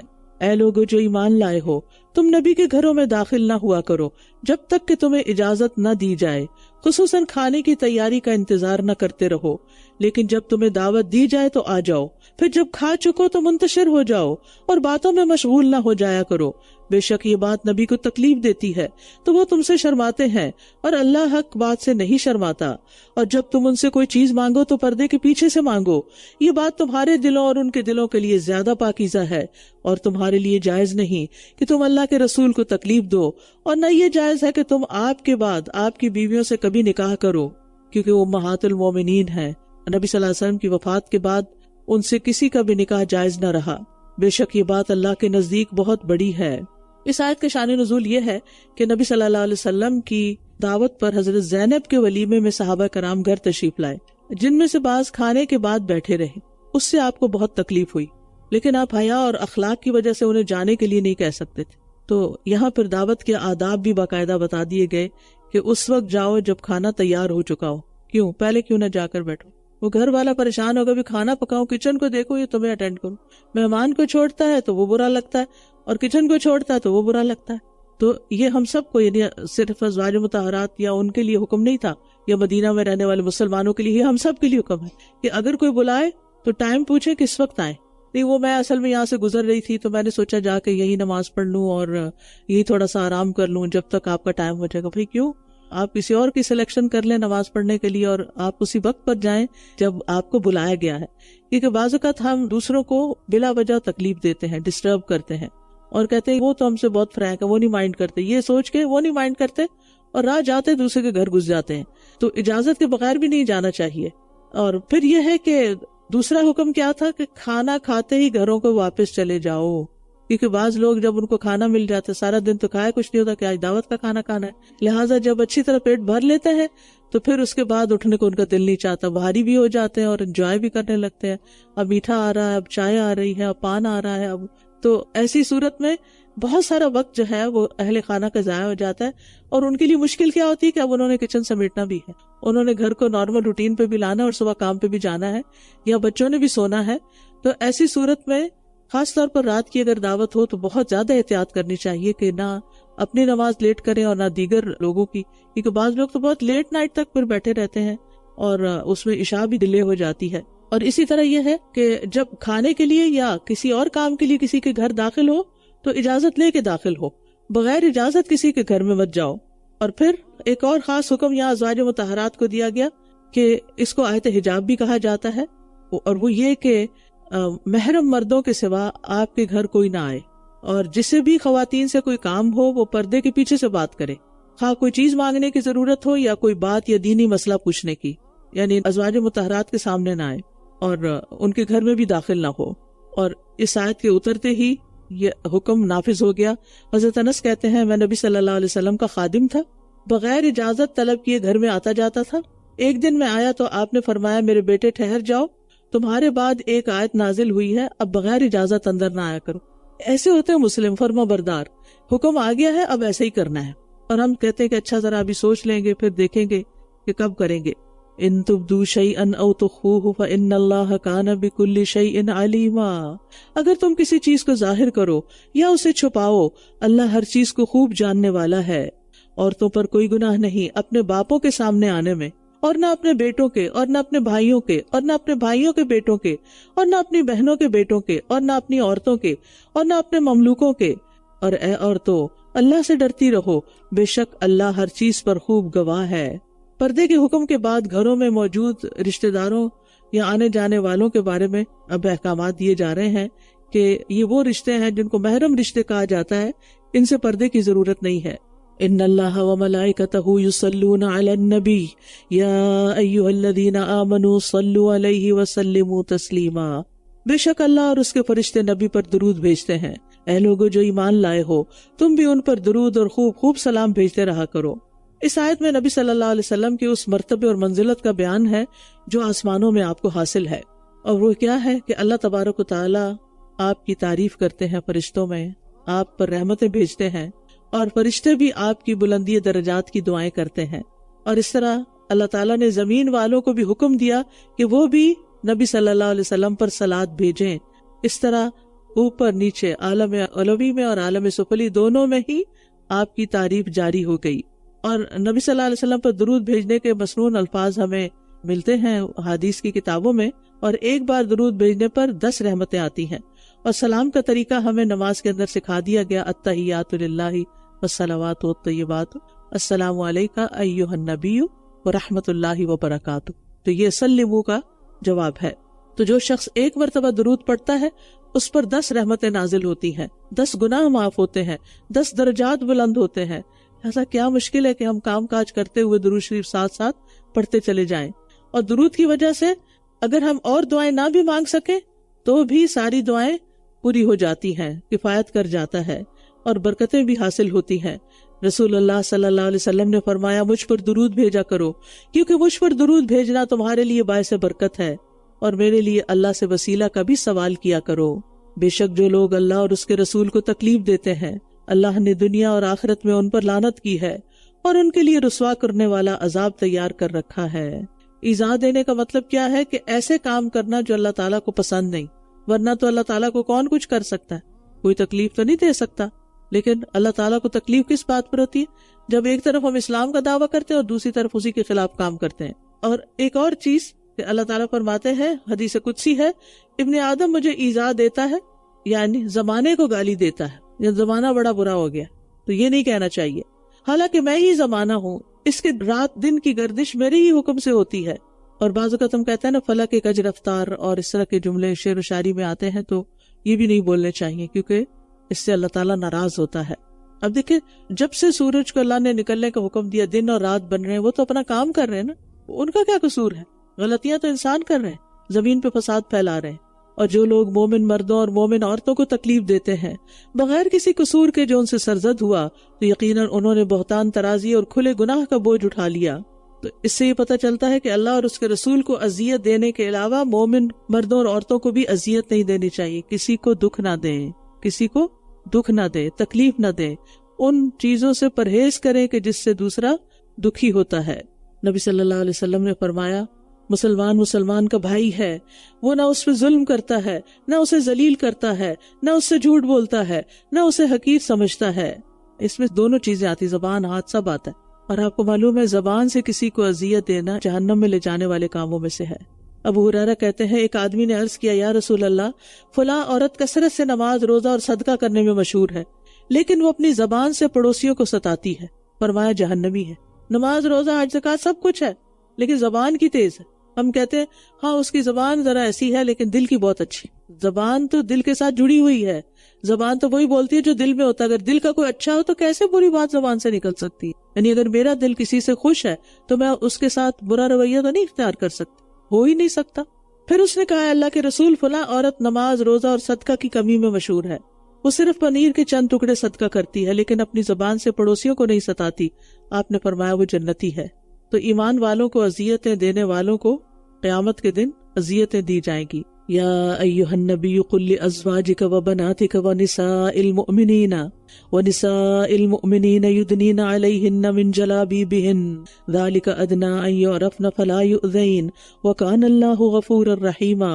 اے نبی، اپنی بیویوں اور اپنی بیٹیوں اور مومنوں کی عورتوں سے کہہ دیجئے، مومنوں کی عورتیں، اس میں تمام مومن آ جاتے ہیں، ونساء المؤمنین، تمام مسلمان خواتین آ جاتی ہیں اس میں، کیا کہ وہ اپنے اوپر اپنی چادروں کا کچھ حصہ لٹکا لیا کریں۔ یہ زیادہ قریب ہے کہ وہ پہچان لی جائیں گی، کہ ان کا آؤٹ ڈور ڈریس جو ہے اسے دیکھ کے دور سے پہچان جائیں گی کہ مسلمان عورت ہے، تو وہ ستائی نہ جائیں گی۔ یعنی اس ماحول میں جہاں لوگ عورتوں کو چھیڑ چھاڑ کرتے تھے ان کی بے حجابی کی وجہ سے، اور اللہ بہت بخشنے والا، نہایت رحم کرنے والا ہے۔ تو یہ جلابیب کا لفظ یہاں استعمال ہوا ہے جس کا سنگولر جلباب ہے۔ جلباب بڑی چادر کو کہتے ہیں جس سے پورا بدن ڈھک جائے۔ یعنی بعض اوقات ہم گھر کے کپڑے پہن کے نکل آتے ہیں اور سوچتے ہیں ہمارا جسم تو ڈھکا ہوا ہے۔ قرآن میں مسلمان عورتوں کو جلباب یعنی گھر کے ڈریس کے اوپر ایک ایسا ڈریس پہننے کی ضرورت ہے جس سے اندر کا سارا ڈریس جو ہے وہ چھپ جائے، جسم بھی چھپ جائے اور زینت والے کپڑے بھی چھپ جائیں۔ اور یاد رکھیے کہ یہاں خمار کا لفظ استعمال نہیں ہو رہا، جلباب کا لفظ استعمال ہو رہا ہے۔ اور اہل لغت کہتے ہیں هو الرداء فوق الخمار، یہ خمار کے اوپر، یعنی جیسے آپ سکارف پہنتے ہیں نا نیچے جس سے بال وغیرہ باندھتے ہیں، اس کے اوپر ایک چیز پہننے کی ضرورت ہے کہ جس سے بال وغیرہ نظر بھی نہ آئے، اور اس کے علاوہ یعنی پورے سینے کو بھی کور کرے اور نیچے تک آپ کے جائے۔ شروع میں تو ایسے سلائیاں وغیرہ نہیں ہوتی تھی، سادے لوگ تھے، لیکن بعد میں سہولت کے لیے اس کو بٹن وغیرہ لگا لیے، سی لیا اور لانگ ڈریس پہن لیا، اور اس کے اوپر پھر ایک اور چیز اوڑھی جس سے سینہ اور ساری چیزیں ڈھک جائیں. ابن عباس اور ابن مسعود کہتے ہیں یہ بڑی اوپر اوڑھنے والی چادر ہے اور اس کا کچھ حصہ اوپر سے لٹکائیں بھی اور اسی سے پھر نقاب کا حکم لیا جاتا ہے. اس طرح پہنے کے اوپر سے بھی گھونگھٹ نکلا ہوا ہو اور نیچے سے بھی چہرہ جو ہے وہ ڈھکا ہوا ہو، تاکہ جب کمیونیکیشن مردوں کے ساتھ کریں تو ایک باحیا عورت کی طرح کریں.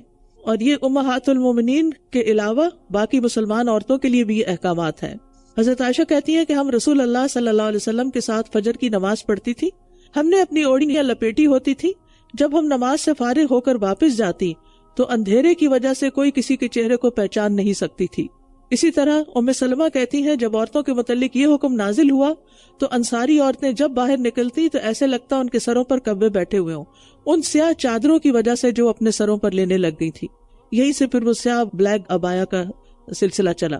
اگر منافقین اور وہ لوگ جن کے دلوں میں بیماری ہے اور مدینہ میں غلط افواہیں اڑانے والے باز نہ آئے تو ہم آپ کو ضرور ہی ان پر مسلط کر دیں گے، پھر وہ آپ کی ہمسائیگی میں کم ہی رہ سکیں گے. یعنی منافقین کی فحش عادات کا یہاں بیان کیا جا رہا ہے کہ وہ عورتوں کو کس طرح تنگ کرتے تھے. فرمایا کہ اگر وہ باز نہیں آئیں گے تو پھر ان کی شامت آئے گی. لعنت کیے گئے، جہاں کہیں وہ پائے جائیں گے پکڑ لیے جائیں گے اور وہ بری طرح قتل کر دیے جائیں گے.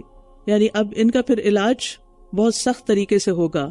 ان لوگوں کے معاملے میں جو اس سے پہلے گزر چکے ہیں اللہ کا یہی طریقہ رہا ہے اور آپ اللہ کے طریقے میں ہرگز کوئی تبدیلی نہ پائیں گے. یسألک الناس عن الساعہ، لوگ آپ سے قیامت کے بارے میں سوال کرتے ہیں.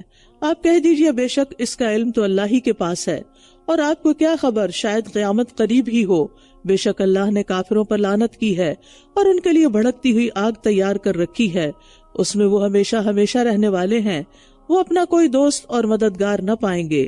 اس دن ان کے چہرے آگ میں الٹ پلٹ کیے جائیں گے. وہ کہیں گے کاش ہم نے اللہ کی اطاعت کی ہوتی اور رسول کی اطاعت کی ہوتی. چہرے الٹ پلٹ جیسے کباب تلا جاتا نا، کبھی ایک طرف کبھی دوسری طرف. اور وہ کہیں گے اے ہمارے رب، ہم نے اپنے سرداروں اور بڑوں کی اطاعت کی تو انہوں نے ہمیں اصل راستے سے بھٹکا دیا.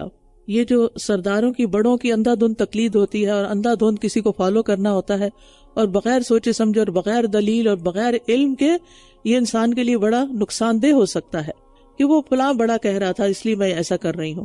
نہیں، انسان کو اللہ نے عقل دی ہے، آنکھیں اور کان دیے ہیں، وہ خود بھی حق کی تلاش کرے کہ اصل حکم کیا ہے.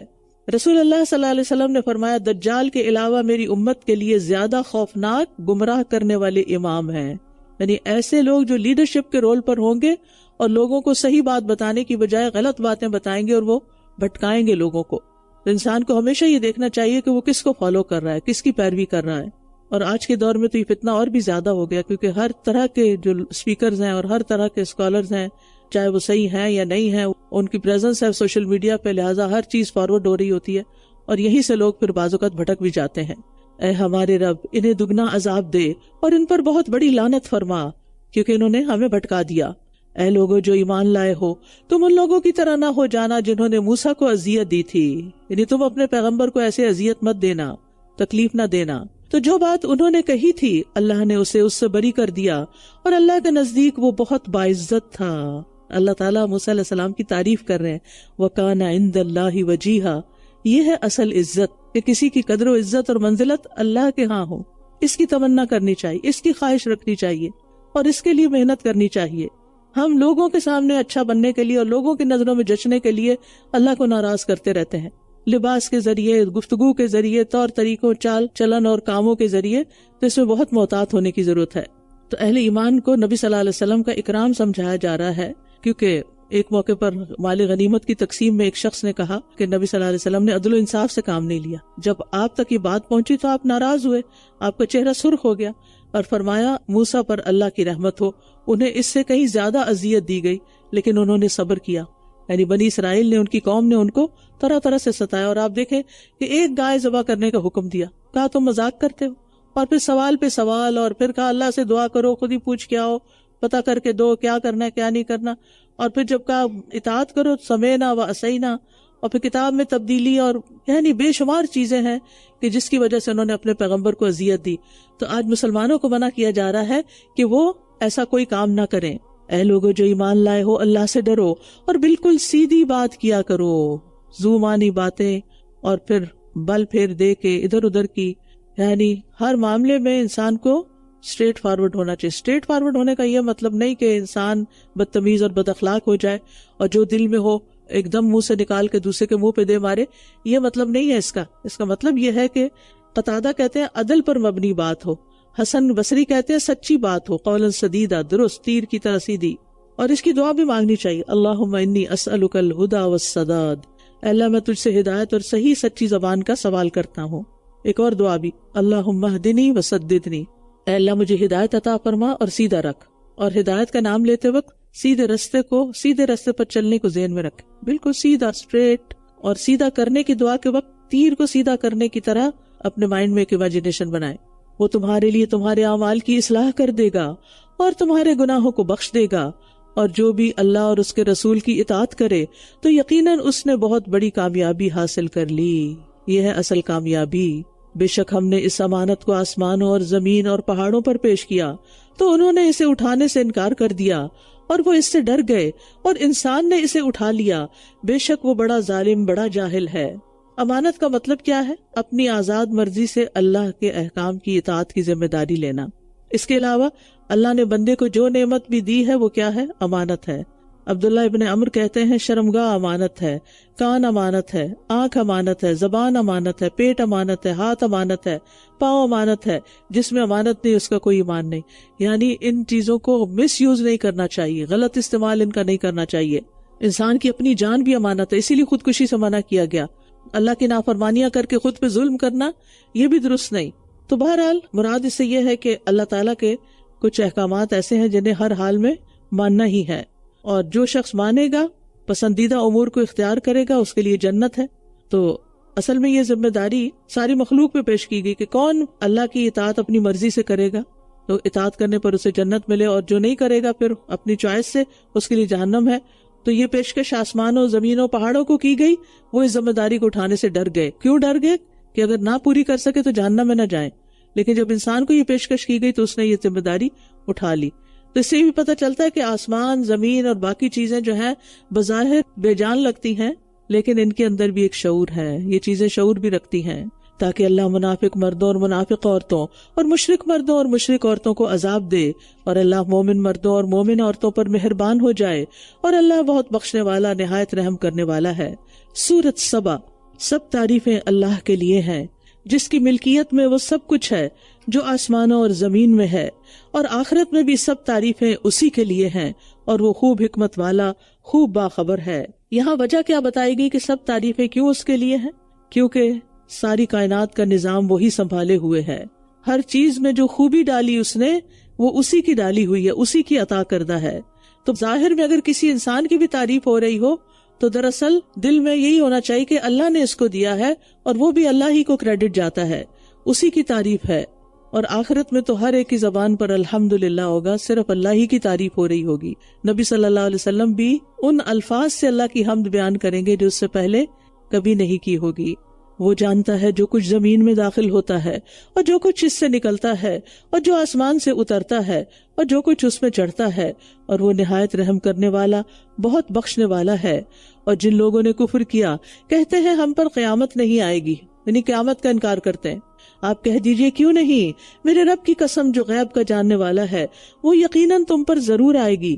ایک ذرے برابر چیز بھی اس سے چھپی ہوئی نہیں, نہ آسمانوں میں اور نہ زمین میں, اور نہ اس سے چھوٹی اور نہ بڑی, مگر ایک واضح کتاب میں ہے. ہر چیز کا ریکارڈ ہے, ہر ذرے کا, اور ذرے کو بھی توڑ کے جو ایٹم کے اندر بھی جو چیزیں ہیں اس کا بھی ریکارڈ اللہ کے ہاں موجود ہے. کچھ بھی اللہ سے چھپا ہوا نہیں. اللہ کا علم وسع کرسیہ السماوات والارض, ہر چیز کو گھیرے ہوئے ہے, تاکہ وہ ان لوگوں کو جو ایمان لائے اور انہوں نے نیک عمل کیے اچھا بدلہ دے.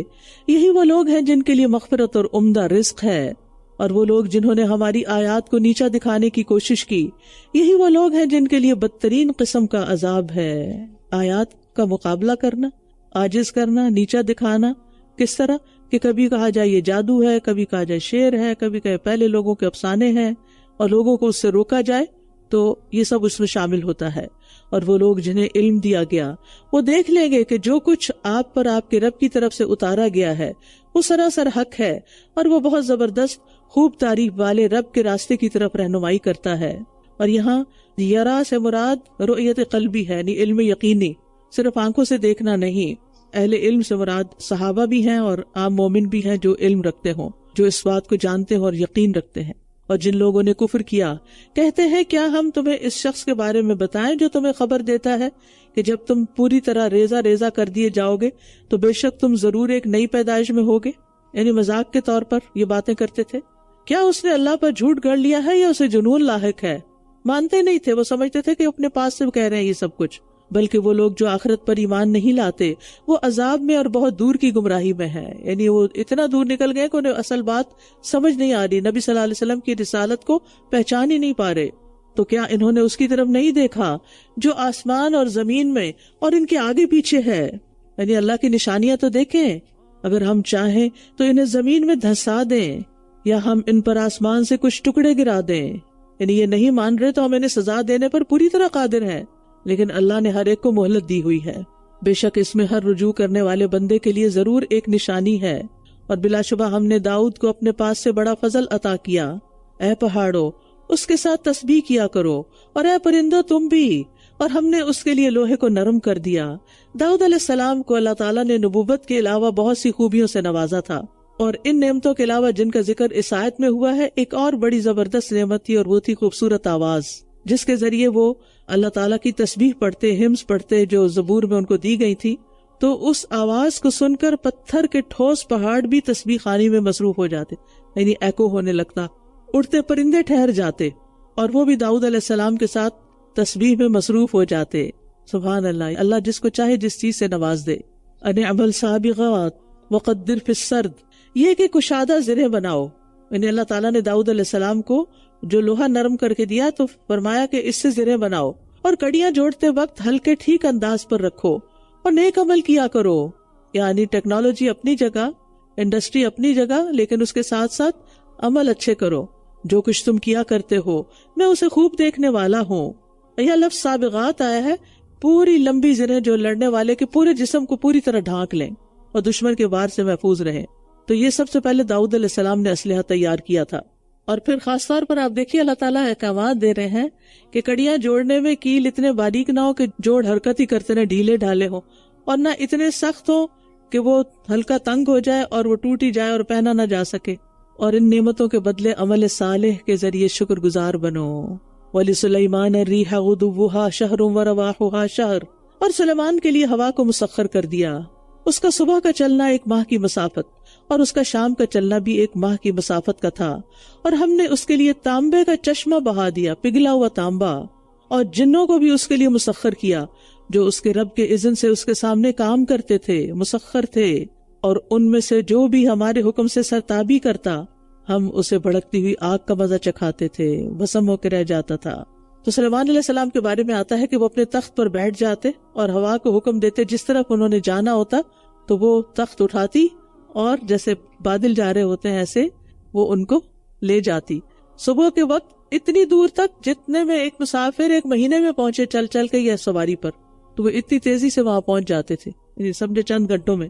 ہم سمجھتے ہم نے جہاز بنا کر بہت بڑا کارنامہ کر لیا ہے، اللہ سبحانہ وتعالیٰ نے یہ نعمت جو ہے وہ اڑنے کی اور ساز و سامان اور لاؤ لشکر کے ساتھ یہ سلیمان علیہ السلام کو عطا کی تھی۔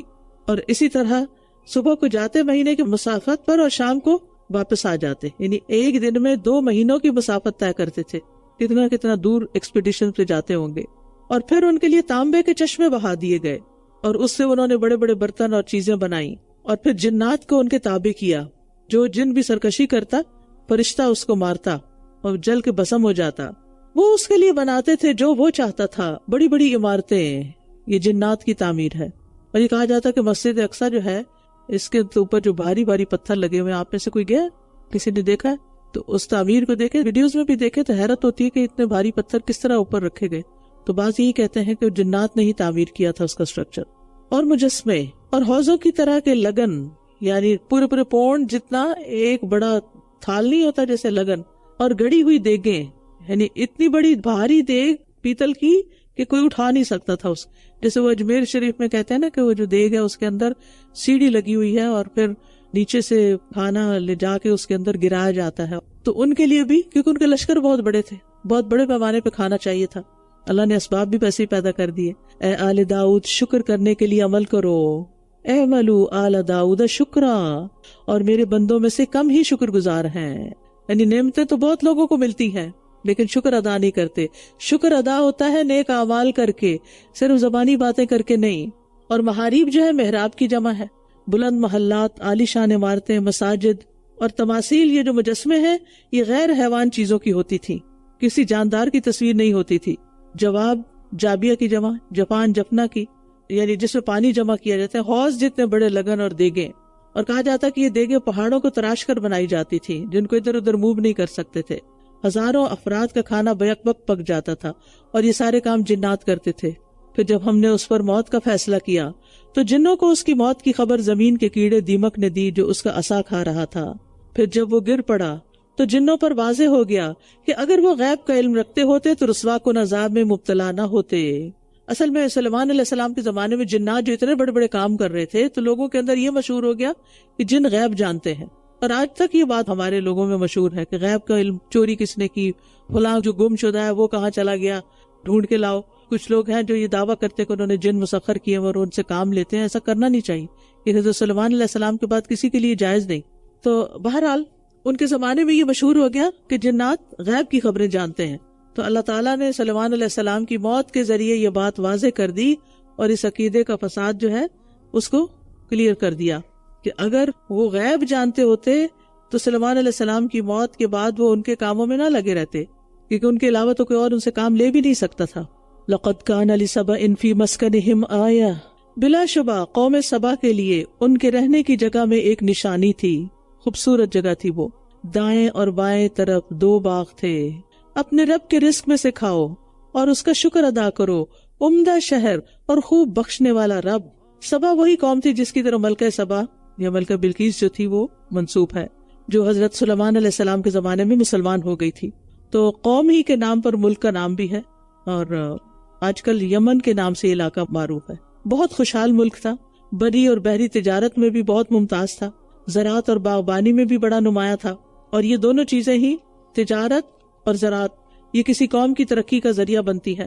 جنتان عن یمین و شمال، کہتے ہیں کہ شہر کے دونوں طرف پہاڑ تھے جن سے چشموں اور نالوں کا پانی بہہ بہہ کے شہر میں آتا، اور انہوں نے بڑے بڑے درمیان میں بند باندھے ہوئے تھے اور ان کے ساتھ پھر باغات لگائے تھے اور پانی کا رخ بھی ان کی طرف ڈالا ہوا تھا، اور اس کی وجہ سے خوب پھل اور پھول اور بہت کچھ اگتا تھا. یعنی انہیں پھر پانی کی کمی نہیں ہوتی تھی. تو ان سے کہا گیا کہ یہ بھی شکر ادا کریں کہ اللہ کی بڑی نعمتیں ہیں ان کے پاس. آئیڈیل سٹی ہے جس میں یہ رہتے ہیں، کیونکہ شکر جو ہے وہ نعمتوں کا محافظ ہے. اور یاد رکھیے عبادت کا ہر کام شکر ہے. نماز پڑھنا شکر گزاری ہے، روزے رکھنا شکر گزاری ہے، صدقہ خیرات کرنا شکر گزاری ہے، مہمانوں کی خدمت کرنا شکر گزاری ہے. ہر خیر کا کام، نیکی کا کام جو انسان اللہ کے لیے کرتا ہے وہ شکر گزاری ہے. اور اس کا سب سے افضل کلمہ الحمدللہ کہنا ہے.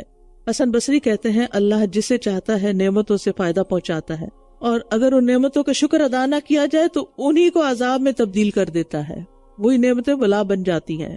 یعنی شکر گزاری نعمتوں کی محافظ ہے، ان نعمتوں کو کھینچ لاتی ہے جو ہے نہیں، اور جو ہیں ان کو پروٹیکٹ کرتی ہے.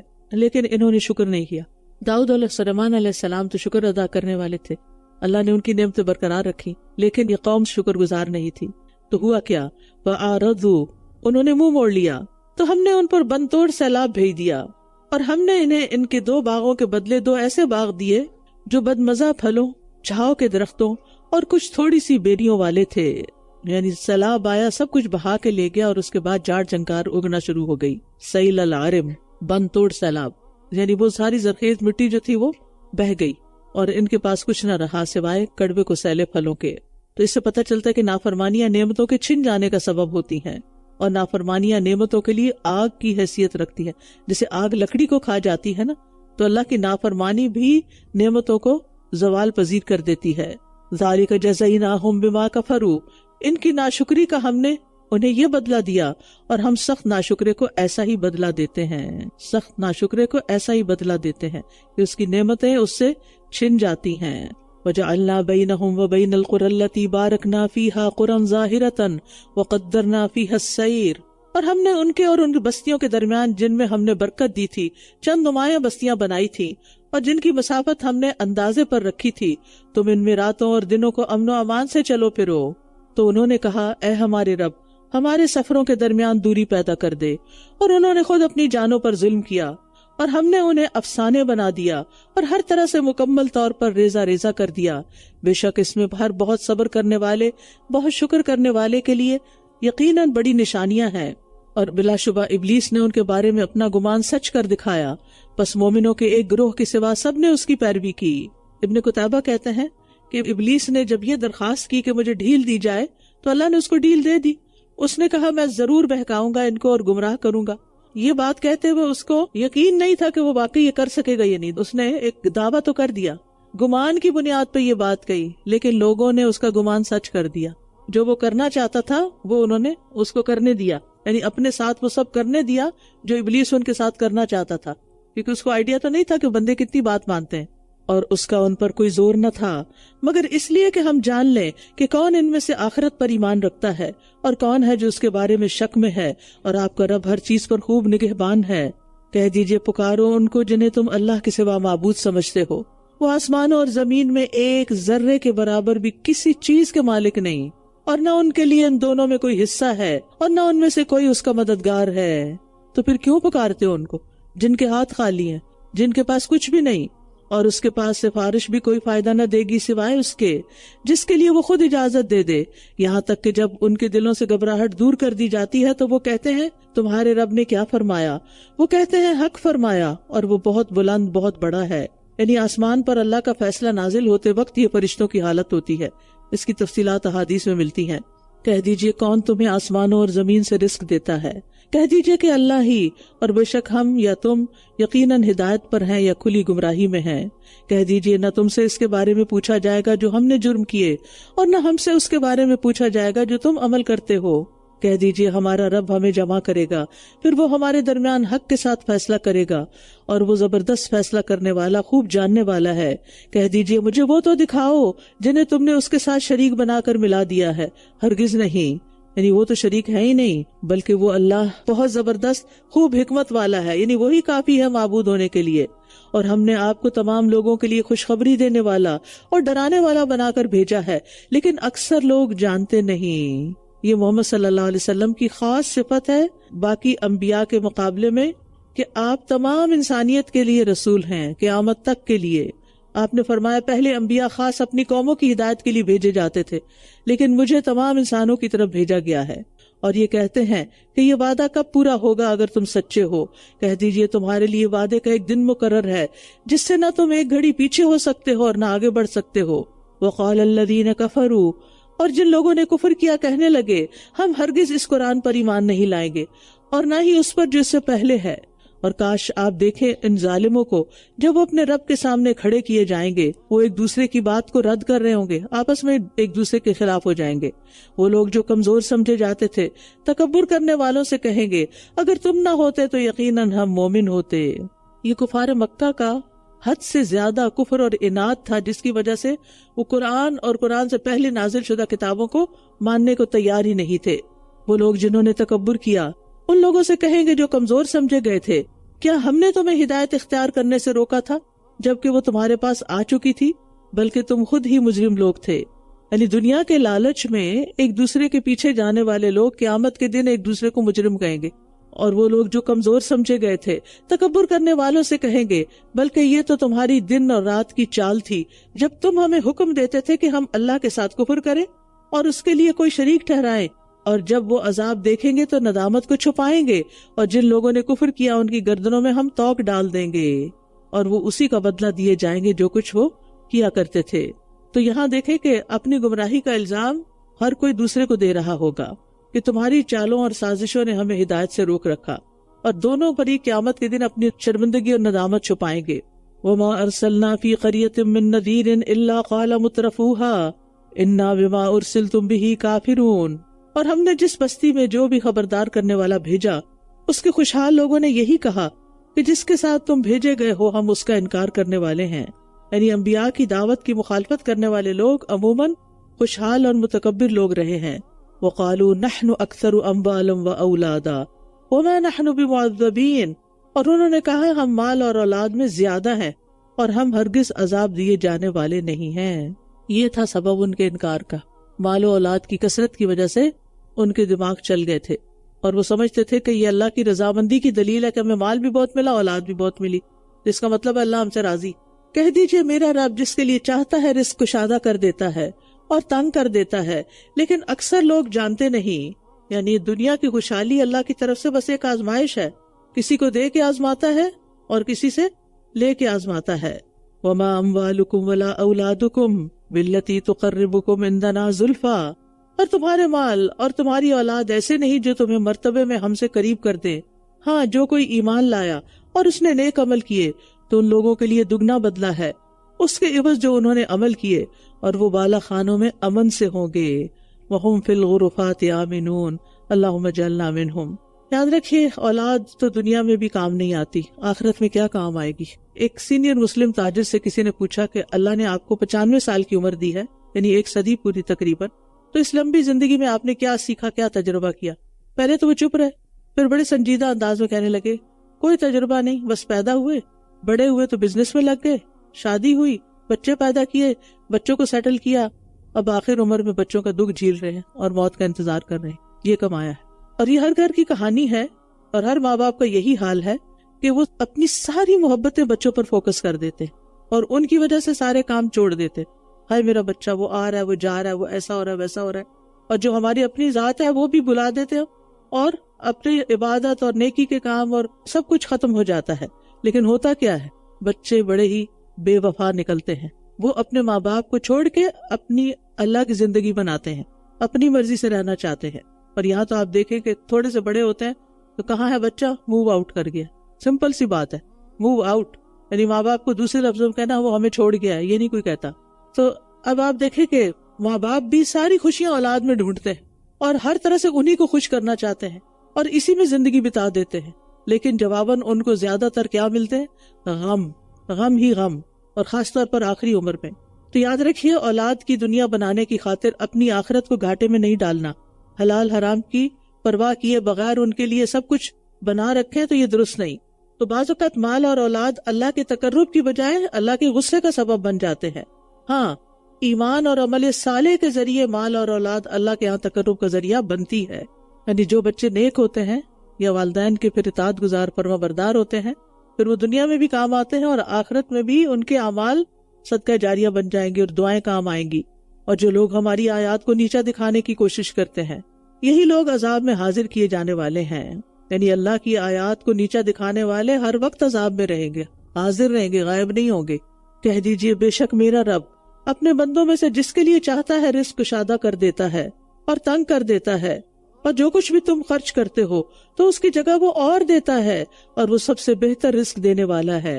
یعنی مومن کے فائدے کے لیے ہی اس کا رزق تنگ ہوتا ہے، اور جس انسان کو پورا ملتا ہے لیکن وہ اللہ کی رضا پہ راضی ہوتا ہے تو وہ اس کے لیے کامیابی کا ذریعہ بنتا ہے، اور اللہ کے راستے میں خرچ کرنے پر دنیا اور آخرت دونوں میں واپس ملتا ہے۔ اور فرشتے بھی دعائیں کرتے ہیں، اور جو خرچ کرتا ہے اللہ تعالیٰ بھی اس پہ خرچ کرتا ہے۔ اللہ تعالیٰ فرماتے ہیں یا ابن آدم انفق علیک، اے آدم کے بیٹے تو خرچ کر، میں تجھ پہ خرچ کروں گا، تو دے میں تجھے دوں گا۔ یہ وعدہ ہے اللہ کا، اس لیے صدقہ کرنے سے، دینے سے مال کم نہیں ہوتا۔ نبی صلی اللہ علیہ وسلم نے قسم کھا کے یہ بات کہی، ما نقصت صدقۃ من مال، کوئی صدقہ مال میں کمی نہیں لاتا، یعنی اس سے مال بڑھتا ہی ہے۔ اور جس دن وہ ان سب کو اکٹھا کرے گا پھر فرشتوں سے فرمائے گا کیا یہ لوگ تمہاری عبادت کیا کرتے تھے؟ یعنی قیامت کے دن یہ سوال ان تمام ہستیوں سے ہوگا جن کی دنیا میں عبادت کی جاتی تھی۔ قالوا سبحانک، وہ کہیں گے پاک ہے تو ہی ان کے سوا ہمارا کارساز ہے، بلکہ وہ تو جنوں کی عبادت کرتے تھے، ان کے اکثر انہی پر ایمان لانے والے تھے۔ یاد رکھیے اللہ کے سوا کسی دوسرے کی عبادت کرنا شیطان کی عبادت ہے، شیطان کی بندگی ہے۔ بس آج کے دن تم میں سے کوئی کسی کے لیے کسی نفع اور نقصان کا مالک نہ ہوگا، اور جن لوگوں نے ظلم کیا ہم ان سے کہہ دیں گے اس آگ کے عذاب کا مزہ چکھو جسے تم جھٹلایا کرتے تھے۔ اور جب ان پر ہماری واضح آیات پڑھی جاتی ہیں تو وہ کہتے ہیں یہ ایک ایسا شخص ہے جو چاہتا ہے کہ تمہیں ان معبودوں سے روک دے جن کی عبادت تمہارے آباء و اجداد کیا کرتے تھے، اور وہ کہتے ہیں یہ قرآن تو ایک گھڑا ہوا جھوٹ ہے، استغفر اللہ۔ اور جن لوگوں نے کفر کیا وہ حق کے بارے میں جب کہ وہ ان کے پاس آ گیا کہتے ہیں یہ تو ایک واضح جادو ہے۔ یعنی مشرکین کو عذاب کیوں ملے گا کہ حق واضح ہونے کے باوجود بھی کبھی قرآن کو جھوٹ اور کبھی جادو کہہ رہے ہیں، تو ایسی صورت میں پھر انجام جہنم ہی ہوا کرتا ہے۔ اور ہم نے انہیں نہ تو کتابیں دے رکھی ہیں جنہیں یہ پڑھتے ہوں، اور نہ ہی ہم نے ان کی طرف آپ سے پہلے کوئی خبردار کرنے والا بھیجا ہے۔ یعنی قرآن سے پہلے ان مکہ والوں کے پاس کوئی پیغمبر نہیں آیا تھا، کوئی کتاب نہیں آئی تھی، اور ان سے پہلے کے لوگوں نے بھی جھٹلا دیا تھا، حالانکہ ہم نے جو انہیں دیا تھا یہ اس کے 10ویں حصے کو بھی نہیں پہنچے۔ یعنی ان کے پاس اتنا زیادہ تھا۔ انہوں نے میرے رسولوں کو جھٹلایا تو میرا عذاب کیسا شدید تھا۔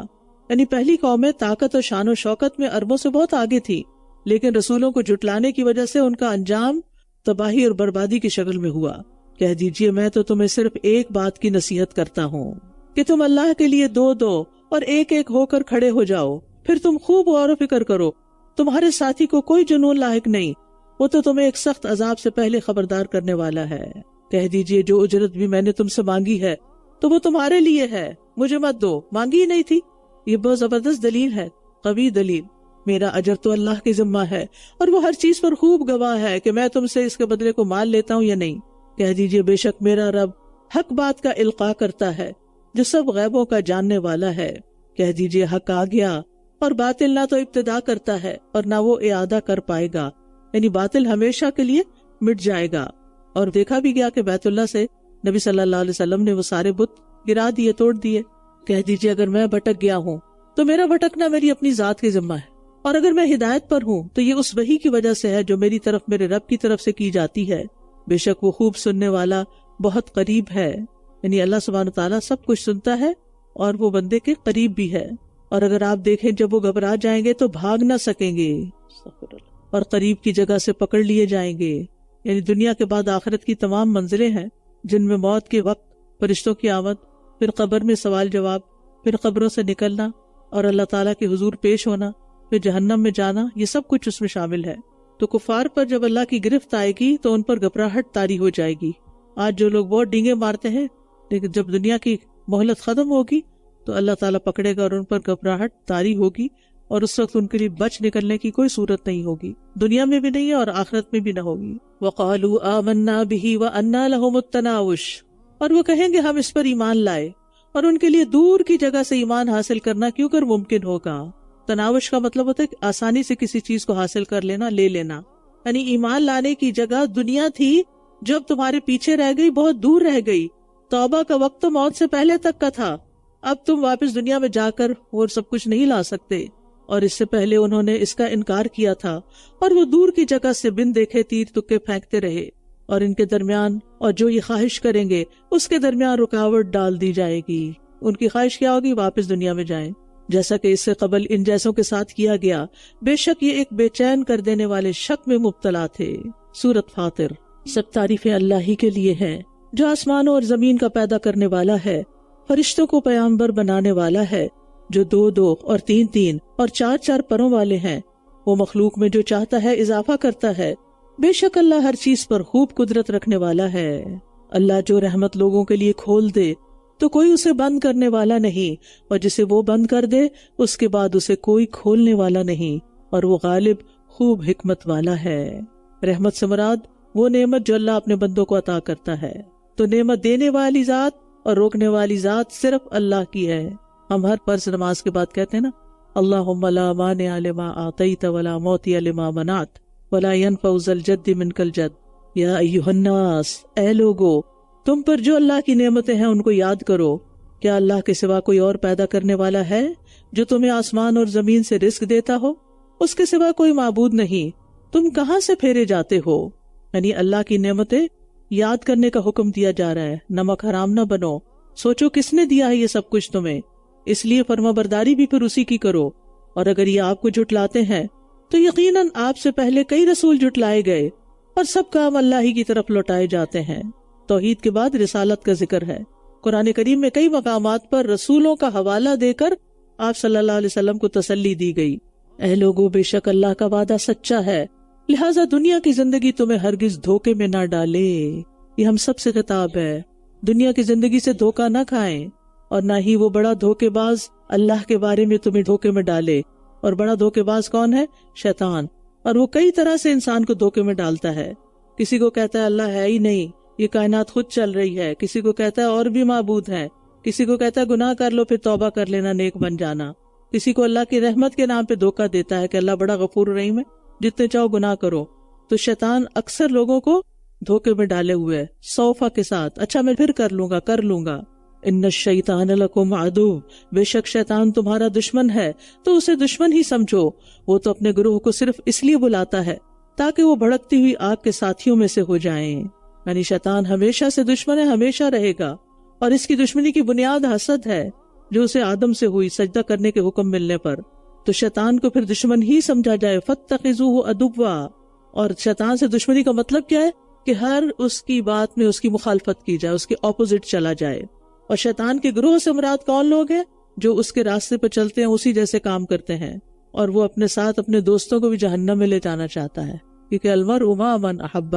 جن لوگوں نے کفر کیا ان کے لیے سخت عذاب ہے، اور جو لوگ ایمان لائے اور انہوں نے نیک عمل کیے ان کے لیے بخشش اور بہت بڑا اجر ہے.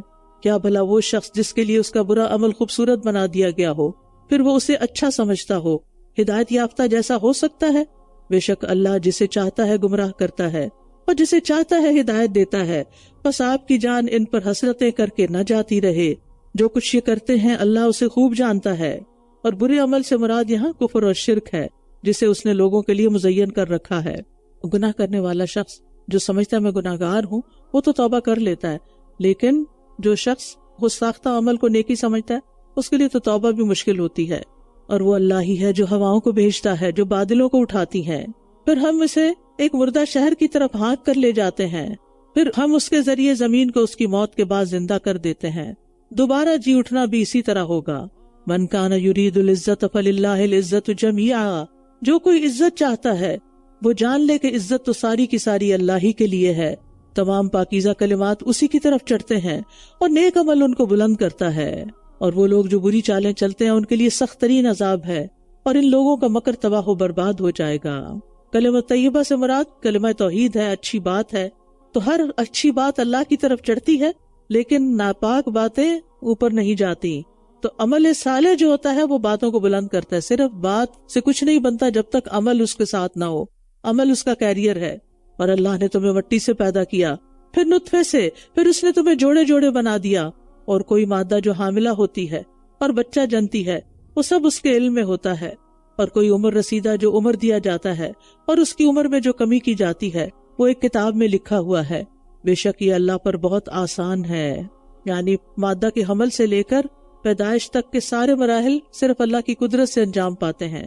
اور لوگوں کی زیادہ یا کم عمریں سب کچھ ایک کتاب میں لکھا ہوا ہے کہ کون کس دن پیدا ہوگا اور کون کس دن فوت ہو جائے گا. اور کسی کو بھی دوبارہ پیدا کرنا اللہ کے لیے ایک مشکل نہیں. مومن کے لیے اس بات میں بڑی تسلی اور ڈھارس ہوتی ہے اگر اس کا کوئی عزیز قریب فوت ہو جائے کہ ایک دن وہ دوبارہ پیدا ہو جائے گا، وہ ری بورن ہوگا. تو یہ چیز اس کو ایک سکون دیتی ہے. یہ جدائی ہمیشہ کی نہیں ہے اور دو سمندر یکساں نہیں ہے. یہ میٹھا ہے پیاس بجھانے والا، اس کا پینا خوشگوار ہے. اور یہ کھاری ہے نہایت تلخ، اور ہر ایک سے تم تر و تازہ گوشت کھاتے ہو اور وہ زیور نکالتے ہو جسے تم پہنتے ہو. اور آپ اس میں کشتیوں کو دیکھتے ہیں جو پانی کو پھاڑنے والی ہیں تاکہ تم اس کا فضل تلاش کرو اور تاکہ تم شکر ادا کرو. میٹھے اور نمکین سمندروں کا اکٹھے ہونا یہ اللہ کی وحدانیت پر دلیل ہے. وہ رات کو دن میں اور دن کو رات میں داخل کرتا ہے، اور اس نے سورج اور چاند کو مسخر کر رکھا ہے. ہر ایک مقرر وقت تک کے لیے چل رہا ہے. یہ ہے اللہ رب تمہارا، اسی کے لیے بادشاہت ہے. اور جنہیں تم اس کے سوا پکارتے ہو وہ کھجور کی گٹلی کے چھلکے کے مالک بھی نہیں ہیں. اگر تم انہیں پکارو تو وہ تمہاری پکار سنتے ہی نہیں، اور اگر سن بھی لیں تو وہ تمہیں جواب نہیں دے سکتے. اور قیامت کے دن وہ تمہارے شرک کا انکار کر دیں گے، اور آپ کو خوب خبر رکھنے والے کی مانند کوئی اور خبر نہیں دے سکتا. یا ایھا الناس انتم الفقراء الی اللہ واللہ هو الغنی الحمید. اے لوگو تم سب اللہ کے محتاج ہو اور اللہ بہت بے نیاز خوب تعریف والا ہے. یعنی انسان اپنی بقا کے لیے، اپنی ضرورتوں کے لیے ہر طرح سے اللہ کا محتاج ہے. اس لیے ہمیں اپنی ہر ضرورت میں اللہ کی طرف رجوع کرنا چاہیے. اللہ غنی ہے، وہ کسی کا محتاج نہیں، وہ تمام کمالات اور خوبیوں کا مالک ہے. اگر وہ چاہے تم سب کو لے جائے اور ایک نئی مخلوق کو لے آئے، اور یہ اللہ پر کچھ مشکل نہیں. اور کوئی بوجھ اٹھانے والا کسی دوسرے کا بوجھ نہ اٹھائے گا، اور اگر کوئی بوجھ سے لدا ہوا شخص اپنا بوجھ اٹھانے کے لیے بلائے گا تو اس میں سے کچھ بھی نہ اٹھایا جائے گا، اگرچہ وہ قریبی رشتہ دار ہی کیوں نہ ہو۔ بے شک آپ انہی کو ڈرا سکتے ہیں جو اپنے رب سے غائبانہ طور پر ڈرتے ہیں اور نماز قائم کرتے ہیں، اور جو کوئی پاکیزگی اختیار کرتا ہے تو بے شک وہ اپنی ہی ذات کے لیے کرتا ہے۔ نیکی کا فائدہ خود انسان ہی کو ہوتا ہے جو کرنے والا ہے، اور اللہ ہی کی طرف سب کا لوٹنا ہے۔ تو اس سے پتہ چلتا ہے کہ قیامت کے دن کوئی کسی کا ذرے برابر بھی بوجھ اپنے ذمہ نہیں لے گا، چاہے کتنا قریبی رشتہ دار ہو، اور اگر کوئی چاہے بھی تو اس کا لے ہی نہیں سکتا۔ اور اندھا اور دیکھنے والا برابر نہیں، تو کافر اور مومن کیسے برابر ہو سکتے ہیں؟ اور نہ اندھیرے اور نہ روشنی، یعنی کفر اور ایمان ایک جیسے نہیں۔ ولا الظل ولا الحرور، جنت اور جہنم ایک جیسے نہیں، اور نہ زندہ اور مردہ برابر ہیں۔ وہ شخص جس کا دل زندہ ہے، ایمان والا ہے، اور وہ جس کا دل مردہ ہے، وہ کیسے برابر ہو سکتے ہیں؟ اور جو حقیقت میں بھی بے شک اللہ جسے چاہتا ہے سنوا دیتا ہے، اور آپ ان کو نہیں سنا سکتے جو قبروں میں ہیں، آپ تو بس ایک خبردار کرنے والے ہیں۔ بے شک ہم نے آپ کو حق کے ساتھ خوشخبری دینے والا اور ڈرانے والا بنا کر بھیجا ہے، اور کوئی امت ایسی نہیں گزری جس میں کوئی ڈرانے والا نہ آیا ہو۔ یعنی اللہ کی رحمت ہے کہ اس نے لوگوں کو اندھیرے میں بھٹکتا ہوا نہیں چھوڑا، اور اللہ تعالیٰ نے ہر قوم کی طرف کسی نہ کسی کو خبردار کرنے کے لیے بھیجا۔ اور اگر یہ آپ کو جھٹلاتے ہیں تو یقیناً ان لوگوں نے بھی جھٹلایا تھا جو ان سے پہلے ہو گزرے۔ ان کے پاس ان کے رسول واضح نشانیاں اور صحیفے اور روشن کتاب لے کر آئے۔ نبی صلی اللہ علیہ وسلم کو تسلی دی جا رہی ہے۔ پھر میں نے ان لوگوں کو پکڑ لیا جنہوں نے کفر کیا، تو دیکھو کیسی تھی سزا میری۔ یعنی ایمان نہ لانے والوں کے لیے ڈانٹ اور دھمکی ہے۔ کیا آپ نے دیکھا نہیں کہ اللہ نے آسمان سے پانی اتارا، پھر اس کے ذریعے ہم نے ایسے پھل نکالے جن کے رنگ مختلف ہیں، اور پہاڑوں میں سے کچھ سفید اور کچھ سرخ دھاریاں ہیں جن کے رنگ مختلف ہیں، اور کچھ گہرے سیاہ ہیں، اور اسی طرح انسانوں اور جانوروں اور مویشیوں میں سے بھی ایسے ہیں جن کے رنگ مختلف ہیں۔ اللہ سے اس کے بندوں میں سے بس علم والے ہی ڈرتے ہیں، جن کو پتہ چل جاتا ہے اللہ کی ذات کی معرفت ہوتی ہے اور آخرت کی فکر ہوتی ہے۔ بے شک اللہ بہت زبردست، بہت بخشنے والا ہے۔ ان الذین یتلون کتاب اللہ، بے شک جو لوگ اللہ کی کتاب کی تلاوت کرتے ہیں اور نماز قائم کرتے ہیں، اور جو رزق ہم نے انہیں دیا اس میں سے پوشیدہ اور اعلانیہ خرچ کرتے ہیں، وہ ایسی تجارت کی امید رکھتے ہیں جو ہرگز تباہ نہ ہوگی۔ اللہ سے ڈرنے والوں کے 3 اوصاف بیان کیے گئے ہیں کہ وہ کتاب کی تلاوت کرتے ہیں، اور تلاوت کا مطلب صرف پڑھنا نہیں ہوتا، سمجھنا بھی، اس کو فالو کرنا بھی۔ پھر نماز قائم کرتے ہیں، یہ دوسری صفت، اور تیسری صفت اس کے دیے ہوئے میں سے خفیہ اور اعلانیہ ہر طرح سے خرچ کرتے ہیں۔ لیکن کچھ لوگوں نے، جیسے پچھلی قوموں میں سے کچھ لوگوں نے، جیسے یہود نے، اللہ کی کتاب کو پیٹھ پیچھے پھینک دیا اور اس کو چھوڑ دیا، اور نماز قائم کرنے کی بجائے اس کو ضائع کر دیا تاکہ وہ انہیں ان کے اجر پورے دے اور اپنے فضل سے انہیں اور زیادہ بھی عطا کرے۔ بے شک وہ بہت بخشنے والا، نہایت قدردان ہے۔ اور جو کتاب ہم نے آپ کی طرف وحی کی ہے وہ بالکل سچی ہے، اس کی تصدیق کرنے والی ہے جو اس سے پہلے ہے۔ بے شک اللہ اپنے بندوں کی پوری خبر رکھنے والا، خوب دیکھنے والا ہے۔ پھر ہم نے ان لوگوں کو اس کتاب کا وارث بنایا جنہیں ہم نے اپنے بندوں میں سے چن لیا، پھر کوئی تو ان میں سے اپنی جان پر ظلم کرنے والا ہے، اور کوئی ان میں سے میانہ رو ہے، اور کوئی ان میں سے اللہ کے اذن سے نیکیوں میں سبقت کرنے والا ہے۔ یہی بہت بڑا فضل ہے۔ تو اللہ تعالیٰ نے اپنے چنے ہوئے بندوں کو اس کتاب کا وارث بنایا۔ تو وارث بننے والے 3 قسم کے ہیں۔ ظالم، جو اپنے جان پہ ظلم کرتے ہیں، ان کی نیکیاں گناہوں کے مقابلے میں کم ہیں۔ مقتصد، جن کے نیک اور برے اعمال برابر ہیں، اور سابقن بالخیرات، جن کے نیک اعمال ان کی برائیوں سے زیادہ ہیں۔ ایسے لوگ وہ جنتوں میں داخل ہوں گے، ہمیشگی کے باغات ہیں جن میں وہ داخل ہوں گے، ان میں وہ سونے کے کنگن اور موتی پہنائے جائیں گے، وہاں ان کا لباس ریشم ہوگا۔ یعنی تینوں گروہوں کے لیے جنت ہے، لیکن درجے فرق ہوں گے، اور وہ کہیں گے سب تعریف اللہ ہی کے لیے ہے جس نے ہم سے غم دور کیا، بے شک ہمارا رب یقیناً بہت بخشنے والا، نہایت قدردان ہے۔ تو دنیا کی ہر چیز جو ہے وہ ہاتھ سے جانے والی ہے جس پر انسان کو غم ہوتا ہے، اور کوئی نعمت بھی باقی رہنے والی نہیں۔ لیکن جنت میں کوئی خوف اور غم نہیں ہوگا، کیونکہ وہاں کوئی نعمت جانے والی نہیں ہوگی۔ وہ جس نے ہمیں اپنے فضل سے دائمی قیام کے گھر میں لا اتارا، اس میں ہمیں نہ کوئی مشقت پہنچے گی اور نہ ہی کوئی تھکاوٹ ہوگی۔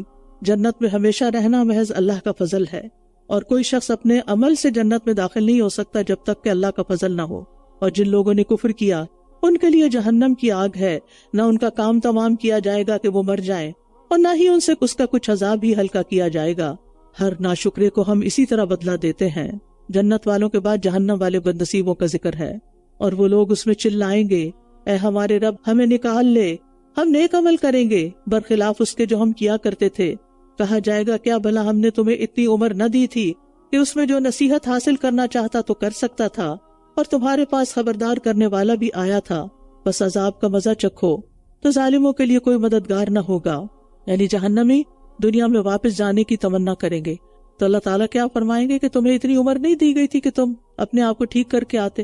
حدیث میں آتا ہے اللہ نے اس آدمی کا عذر ختم کر دیا جس کی موت میں اتنی دیر کی کہ وہ 60 برس کی عمر کو پہنچ گیا، یعنی 60 سال کا بھی ہو کہ اگر کوئی نیک کام نہیں کرتا تو اس کے پاس کوئی بہانہ نہیں ہوگا۔ بے شک اللہ آسمانوں اور زمین کے غیب جاننے والا ہے، بے شک وہ سینوں کے بھید بھی خوب جانتا ہے، یعنی اللہ کے علم سے کوئی چیز مخفی نہیں۔ وہی ہے جس نے تمہیں زمین میں جانشین بنایا، پھر جس نے کفر کیا تو اس کے کفر کا وبال اسی پر ہوگا، اور کافروں کو ان کا کفر خسارے میں ہی زیادہ کرتا ہے۔ کہہ دیجئے کیا تم نے اپنے ان شریکوں کو دیکھا جنہیں تم اللہ کے سوا پکارتے ہو؟ دکھاؤ مجھے انہوں نے زمین میں سے کیا پیدا کیا ہے، یا آسمانوں میں ان کی کوئی شراکت ہے، یا ہم نے انہیں کوئی کتاب دی ہے تو وہ اس کی کسی دلیل پر قائم ہے، بلکہ یہ ظالم ایک دوسرے سے دھوکے ہی کے وعدے کرتے ہیں۔ بے شک اللہ ہی آسمانوں اور زمین کو تھامے ہوئے ہے، اس سے کہ وہ دونوں اپنی جگہ سے ٹل نہ جائیں، اور اگر وہ دونوں ٹل جائیں تو اس کے بعد کوئی بھی ان دونوں کو تھام نہ سکے گا۔ بے شک وہ بہت علم والا، بہت بخشنے والا ہے۔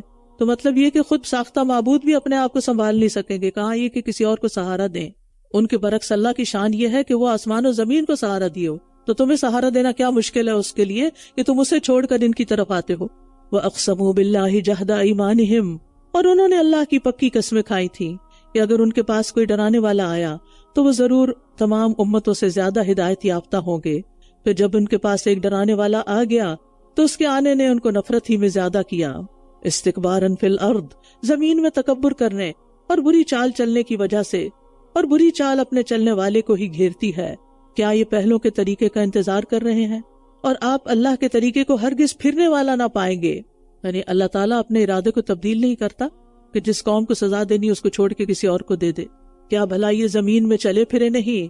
ورنہ یہ دیکھ لیتے کہ ان سے پہلے لوگوں کا انجام کیسا ہوا، حالانکہ وہ قوت میں ان سے زیادہ شدید تھے، اور اللہ ایسا نہیں کہ آسمانوں اور زمین میں کوئی چیز اسے عاجز کر سکے۔ بے شک وہ خوب جاننے والا، بہت قدرت والا ہے۔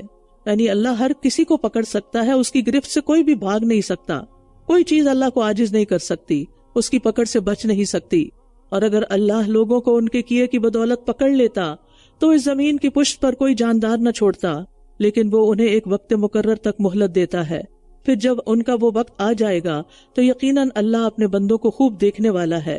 یعنی اللہ سے نہ کوئی چھپ سکتا ہے، نہ کسی کا حال پوشیدہ ہے۔ سورۃ یاسین، بسم اللہ الرحمن الرحیم۔ یاسین، قسم ہے حکمت والے قرآن کی۔ حکیم کا ایک مطلب ہے کہ قرآن دانائی اور حکمت سے بھرپور ہے، اس میں کوئی بات عقل کے خلاف نہیں اور نہ کمتر درجے کی ہے۔ اور دوسرا معنی ہے کہ قرآن انتہائی محکم اور مضبوط ہے، اس کی آیات میں کوئی باہمی اختلاف نہیں۔ تو قسم کھا کے 3 باتیں کی گئیں۔ نمبر 1 یہ کہ آپ رسولوں میں سے ہیں، نمبر 2 سیدھے رستے پر ہیں، نمبر 3 یہ عزیز و رحیم ہستی کا نازل کردہ ہے۔ انک لمن المرسلین، بے شک آپ رسولوں میں سے ہیں، علی صراط مستقیم، سیدھے راستے پر ہیں، تنزیل العزیز الرحیم، یہ قرآن بہت زبردست نہایت رحم کرنے والے کا نازل کردہ ہے۔ یعنی قرآن کسی بے اختیار بے بس شخص کا کلام نہیں، اللہ کا کلام ہے، انسانوں کی ہدایت کے لیے آیا ہے۔ کس لیے آیا ہے؟ لِتُنذِرَ قَوْمًا مَّا أُنذِرَ آبَاؤُهُمْ فَهُمْ غَافِلُونَ، تاکہ آپ ایسے لوگوں کو خبردار کر دیں جن کے آباء و اجداد خبردار نہیں کیے گئے تھے، لہٰذا یہ غافل ہیں۔ یعنی آپ کو بھیجے جانے کا یہ مقصد ہے، آپ صرف عربوں کے لیے نہیں بھیجے گئے، یعنی آپ کے اول مخاطب عرب ضرور تھے، لیکن اس کے بعد آپ کی نبوت ساری دنیا کے لیے ہے۔ لَقَدْ حَقَّ الْقَوْلُ عَلَىٰ أَكْثَرِهِمْ فَهُمْ لَا يُؤْمِنُونَ، بے شک ان کے اکثر لوگوں پر اللہ کی بات پوری ہو چکی ہے، بس یہ ایمان نہیں لائیں گے۔ حق القول سے مراد اللہ کا عذاب ہے، یعنی کیوں آئے گا ان پر؟ حق واضح ہونے کے بعد کفر پر اڑنے کی وجہ سے۔ تو اللہ نے اپنے علم کی بنیاد پر ان کو جہنمی لکھا ہوا تھا، اللہ کو پہلے سے ہی پتا تھا یہ ڈھیٹ لوگ ہیں، یہ نہیں مانیں گے، لیکن اللہ نے انہیں زبردستی ایمان سے محروم نہیں کیا۔ اِنَّا جَعَلْنَا فِي آنَاقِهِمْ أَغْلَالًا فَهِيَ إِلَى الْأَذْقَانِ فَهُمْ مُقْمَحُونَ، بے شک ہم نے ان کی گردنوں میں توق ڈال دیے ہیں تو یہ ٹھوڑیوں تک پہنچے ہوئے ہیں، بس یہ سر اوپر کو اٹھائے ہوئے ہیں۔ یعنی یہ کفر پہ اڑنے والوں کی مثال ہے کہ جیسے کسی کے گردن میں توق ہو اور وہ گردن اکڑا کے کھڑا ہو، تکبر سے ان کا یہی حال ہے، بالکل کسی بات کو سنتے نہیں، جھکتے نہیں اور ماننے کے لیے تیار نہیں۔ اور ہم نے ان کے سامنے ایک دیوار اور ان کے پیچھے ایک دیوار بنا دی ہے، پھر ہم نے انہیں ڈھانک دیا، بس یہ دیکھ نہیں پاتے۔ یعنی توق کے ساتھ ساتھ انہیں آس پاس سے ڈھانک بھی دیا گیا ہے، لہذا وہ کہیں نہیں دیکھ سکتے۔ جیسے آپ لفٹ میں جاتے ہیں نا کہیں، تو کیا ہوتا ہے، چاروں طرف سے ایک بند کمرے میں آ جاتے ہیں، تو اگر آپ کہیں کہ باہر دیکھیں تو آپ باہر دیکھ ہی نہیں سکتے۔ بالکل ان کا یہی حال ہے کہ یہ اپنے تکبر میں اتنے غرق ہیں کہ ان کو حق نظر ہی نہیں آ رہا۔ اور خواہ آپ انہیں ڈرائیں یا نہ ڈرائیں، ان پر برابر ہے، یہ ایمان نہیں لائیں گے۔ اس کا یہ مطلب نہیں کہ آپ انہیں سمجھانا اور تبلیغ کرنا چھوڑ دیں، مطلب یہ ہے کہ جب آپ یہ کام کریں گے تو آپ کو دو طرح کے لوگوں سے واسطہ پڑے گا، ایک تو وہ جن پر آپ کی تبلیغ اثر کرے گی، اور دوسرے وہ جو اپنے کفر اور شرک پر بضد رہیں گے۔ یہاں انہی لوگوں کا ذکر کیا گیا ہے۔ بے شک آپ تو اسے ہی ڈرا سکتے ہیں جو نصیحت کی پیروی کرے اور رحمان سے غائبانہ ڈرے، بس آپ اسے بخشش اور عزت والے اجر کی خوشخبری دے دیجئے۔ نصیحت کون قبول کرتا ہے؟ جو ڈرتا ہے۔ انا نحن نحیی الموتى ونکتب ما قدموا وآثارهم وکل شیء احصیناہ فی امام مبین، بے شک ہم ہی مردوں کو زندہ کریں گے اور ہم لکھ رہے ہیں جو اعمال انہوں نے آگے بھیجے اور ان کے آثار کو بھی، اور ہر چیز کو ہم نے ایک واضح کتاب میں شمار کر رکھا ہے۔ تو اس سے پتہ چلتا ہے کہ کوئی مانے یا نہ مانے، سب کو اللہ کے سامنے حاضر ہونا ہے۔ انا نحن نحیی الموتى، تاکید پر تاکید، لازماً ہم زندہ کریں گے مردوں کو، اور پھر ان کو بدلہ کیسے دیں گے؟ ان کے اعمال کے مطابق، اور اعمال نامے تو لکھے جا رہے ہیں۔ یعنی انسان اپنی زندگی میں جو بھی عمل کرتا ہے وہ لکھا جاتا ہے، ایک چھوٹی سی آہ بھی لکھی جاتی ہے، اور پھر صرف وہ نہیں اعمال نامے میں ہوگے، بلکہ ایک مرنے والا اپنے پیچھے کیا گواہیاں چھوڑ کے جاتا ہے، کیا آثار چھوڑ کے جاتا ہے، وہ بھی لکھے جاتے ہیں، اور وہ اعمال نامے میں ساتھ تولی جائیں گی۔ اور انسان کی اولاد بھی آثار میں سے ہے، اس کا علمی ورثہ بھی آثار میں سے ہے، اس نے لوگوں پر جو امپریشن ڈالا، اس کو دیکھ کر کتنے لوگ مسلمان ہوئے اور کتنے اور دور بھاگ گئے، یہ سب بھی اس کے آثار میں سے ہے۔ یا اسی طرح انسان اپنی زندگی میں کوئی صدقہ جاریہ کے کام کرتا ہے، کوئی مسجد بنواتا ہے، کوئی مدرسہ بنواتا ہے، کوئی اسی طرح پانی کا انتظام کرتا ہے، یا کوئی بھی نیکی کا کام کرتا ہے جو اس کے مرنے کے بعد باقی رہتا ہے اور لوگ اس سے فائدہ اٹھاتے رہتے ہیں، تو وہ سب بھی اس کے آثار میں لکھا جاتا ہے۔ تو اس آیت سے اور احادیث سے دعوت و تعلیم اور جہاد فی سبیل اللہ کی عمل کی عظمت اور فضیلت معلوم ہوتی ہے۔ پھر اس سے مراد نیکی یا بدی کی طرف چل کر جانے والے قدم بھی ہیں، یعنی نشانات، تو وہ بھی لکھ لیے جاتے ہیں۔ جابر رضی اللہ کہتے ہیں کہ مسجد نبی کے ارد گرد کچھ زمین کے حصے خالی ہوئے تو بنو سلمہ نے ارادہ کیا کہ مسجد کے قریب منتقل ہو جائیں۔ رسول اللہ صلی اللہ علیہ وسلم کو اس کی اطلاع ملی تو آپ نے فرمایا، مجھے پتا چلا ہے کہ تم مسجد کے قریب منتقل ہونے کا ارادہ رکھتے ہو۔ انہوں نے کہا، ہاں یا رسول اللہ، ہم نے یہ ارادہ کیا ہے۔ آپ نے فرمایا، یا بنی سلمہ دیارکم تکتب آثارکم، دیارکم تکتب آثارکم، اے بنو سلمہ اپنے گھروں میں ہی رہو، جہاں رہتے ہو وہیں رہو، تمہارے قدموں کے نشانات لکھے جائیں گے۔ نہیں، وہ قدم جو تم مسجد کی طرف اٹھا کے آتے ہو تو وہ لکھ لیے جاتے ہیں۔ اور 2 دفعہ یہ بات فرمائی، وَكُلَّ شَيْءٍ أَحْصَيْنَاهُ فِي إِمَامٍ مُبِينٍ، امام مبین سے مراد لوح محفوظ ہے۔ ہر چھوٹا بڑا کام جو ہو رہا ہے وہ سب اللہ نے لکھا ہوا ہے۔ وَاضْرِبْ لَهُم مَثَلًا أَصْحَابَ الْقَرْيَةِ إِذْ جَاءَهَا الْمُرْسَلُونَ، اور آپ ان کے لیے بستی والوں کی ایک مثال بیان کیجئے جب ان کے پاس رسول آئے۔ اب بستی کون سی تو اس کا نام نہیں بتایا گیا، رسول کون سے تھے ان کا نام بھی نہیں بتایا گیا، بہرحال تاکہ اصل چیز پر فوکس رہے۔ ایک بستی تھی جس کے رہنے والوں کے پاس رسول آئے تھے، جب ہم نے ان کی طرف 2 رسولوں کو بھیجا تو انہوں نے دونوں کو جھٹلا دیا، پھر ہم نے انہیں تیسرے کے ساتھ قوت بخشی تو ان سب نے کہا، بے شک ہم تمہاری طرف بھیجے ہوئے ہیں، یعنی ہم رسول ہیں۔ تینوں پیغمبروں نے یہ بات کہی۔ انہوں نے کہا، تم ہماری طرح کے انسان ہی تو ہو اور رحمان نے کوئی چیز نہیں اتاری، تم محض جھوٹ بولتے ہو۔ یہ تھا بستی والوں کا جواب، ہم تمہیں کیوں مان لیں، تم بھی تو ہمارے جیسے انسان ہی ہو، کوئی فرشتے نہیں ہو، کچھ اور نہیں مخلوق۔ قالوا ربنا یعلم انا الیکم لمرسلون، انہوں نے کہا ہمارا رب جانتا ہے کہ ہم یقیناً تمہاری طرف بھیجے ہوئے ہیں۔ یعنی سننے والا جتنی شدت سے انکار کرے اتنی تاکید کے ساتھ اپنی بات کو پیش کرنا چاہیے، انا الیکم لمرسلون، اور پھر رب کو گواہ بنا رہے ہیں۔ اور ہمارے ذمہ تو صرف کھلم کھلا پیغام پہنچا دینا ہے، یعنی رسولوں کا کام تبلیغ کرنا ہے، لوگوں کے مطالبے پورے کرنا نہیں۔ انہوں نے کہا بے شک ہم تمہیں منحوس سمجھتے ہیں، اگر تم باز نہ آئے تو ہم ضرور تمہیں سنسار کر دیں گے، اور ہماری طرف سے تمہیں ضرور دردناک عذاب پہنچے گا۔ یعنی جب بستی والے دلیل کے ساتھ جواب نہیں دے سکے تو دھمکی پہ اتر آئے، اور یہی حال ہوتا ہے اکثر لوگوں کا، اور کہا کہ ہم تمہیں سنسار کریں گے، پتھر مار کے ہلاک کریں گے، اور تمہیں ہماری طرف سے دردناک عذاب پہنچے گا۔ انہوں نے کہا تمہاری نحوست تمہارے ہی ساتھ ہے، کیا اس لیے اسے نحوست کہتے ہو کہ تم نصیحت کیے گئے ہو؟ بلکہ تم حد سے بڑھے ہوئے لوگ ہو۔ اصل بات یہ کہ انسان ہمیشہ یہ سمجھے کہ انسان پر اگر کوئی بھی مصیبت آتی اس کے اپنے کیے کی بدولت آتی۔ طائرکم معکم، اس لیے کسی جگہ کو منحوس سمجھ لینا، کسی انسان کو منحوس سمجھ لینا، کسی کام کو منحوس سمجھ لینا، یہ درست نہیں۔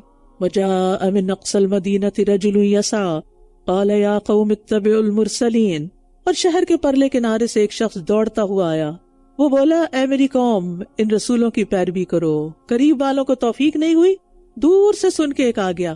انسان کی کوشش ضائع نہیں جاتی، وہ ایک معنی تھا نا، اس کا ذکر اللہ نے قرآن میں کر دیا، اور آج ہم سب پڑھتے ہیں اور ہمارا ایمان تازہ ہوتا ہے اس کے ایمان کو دیکھ کر۔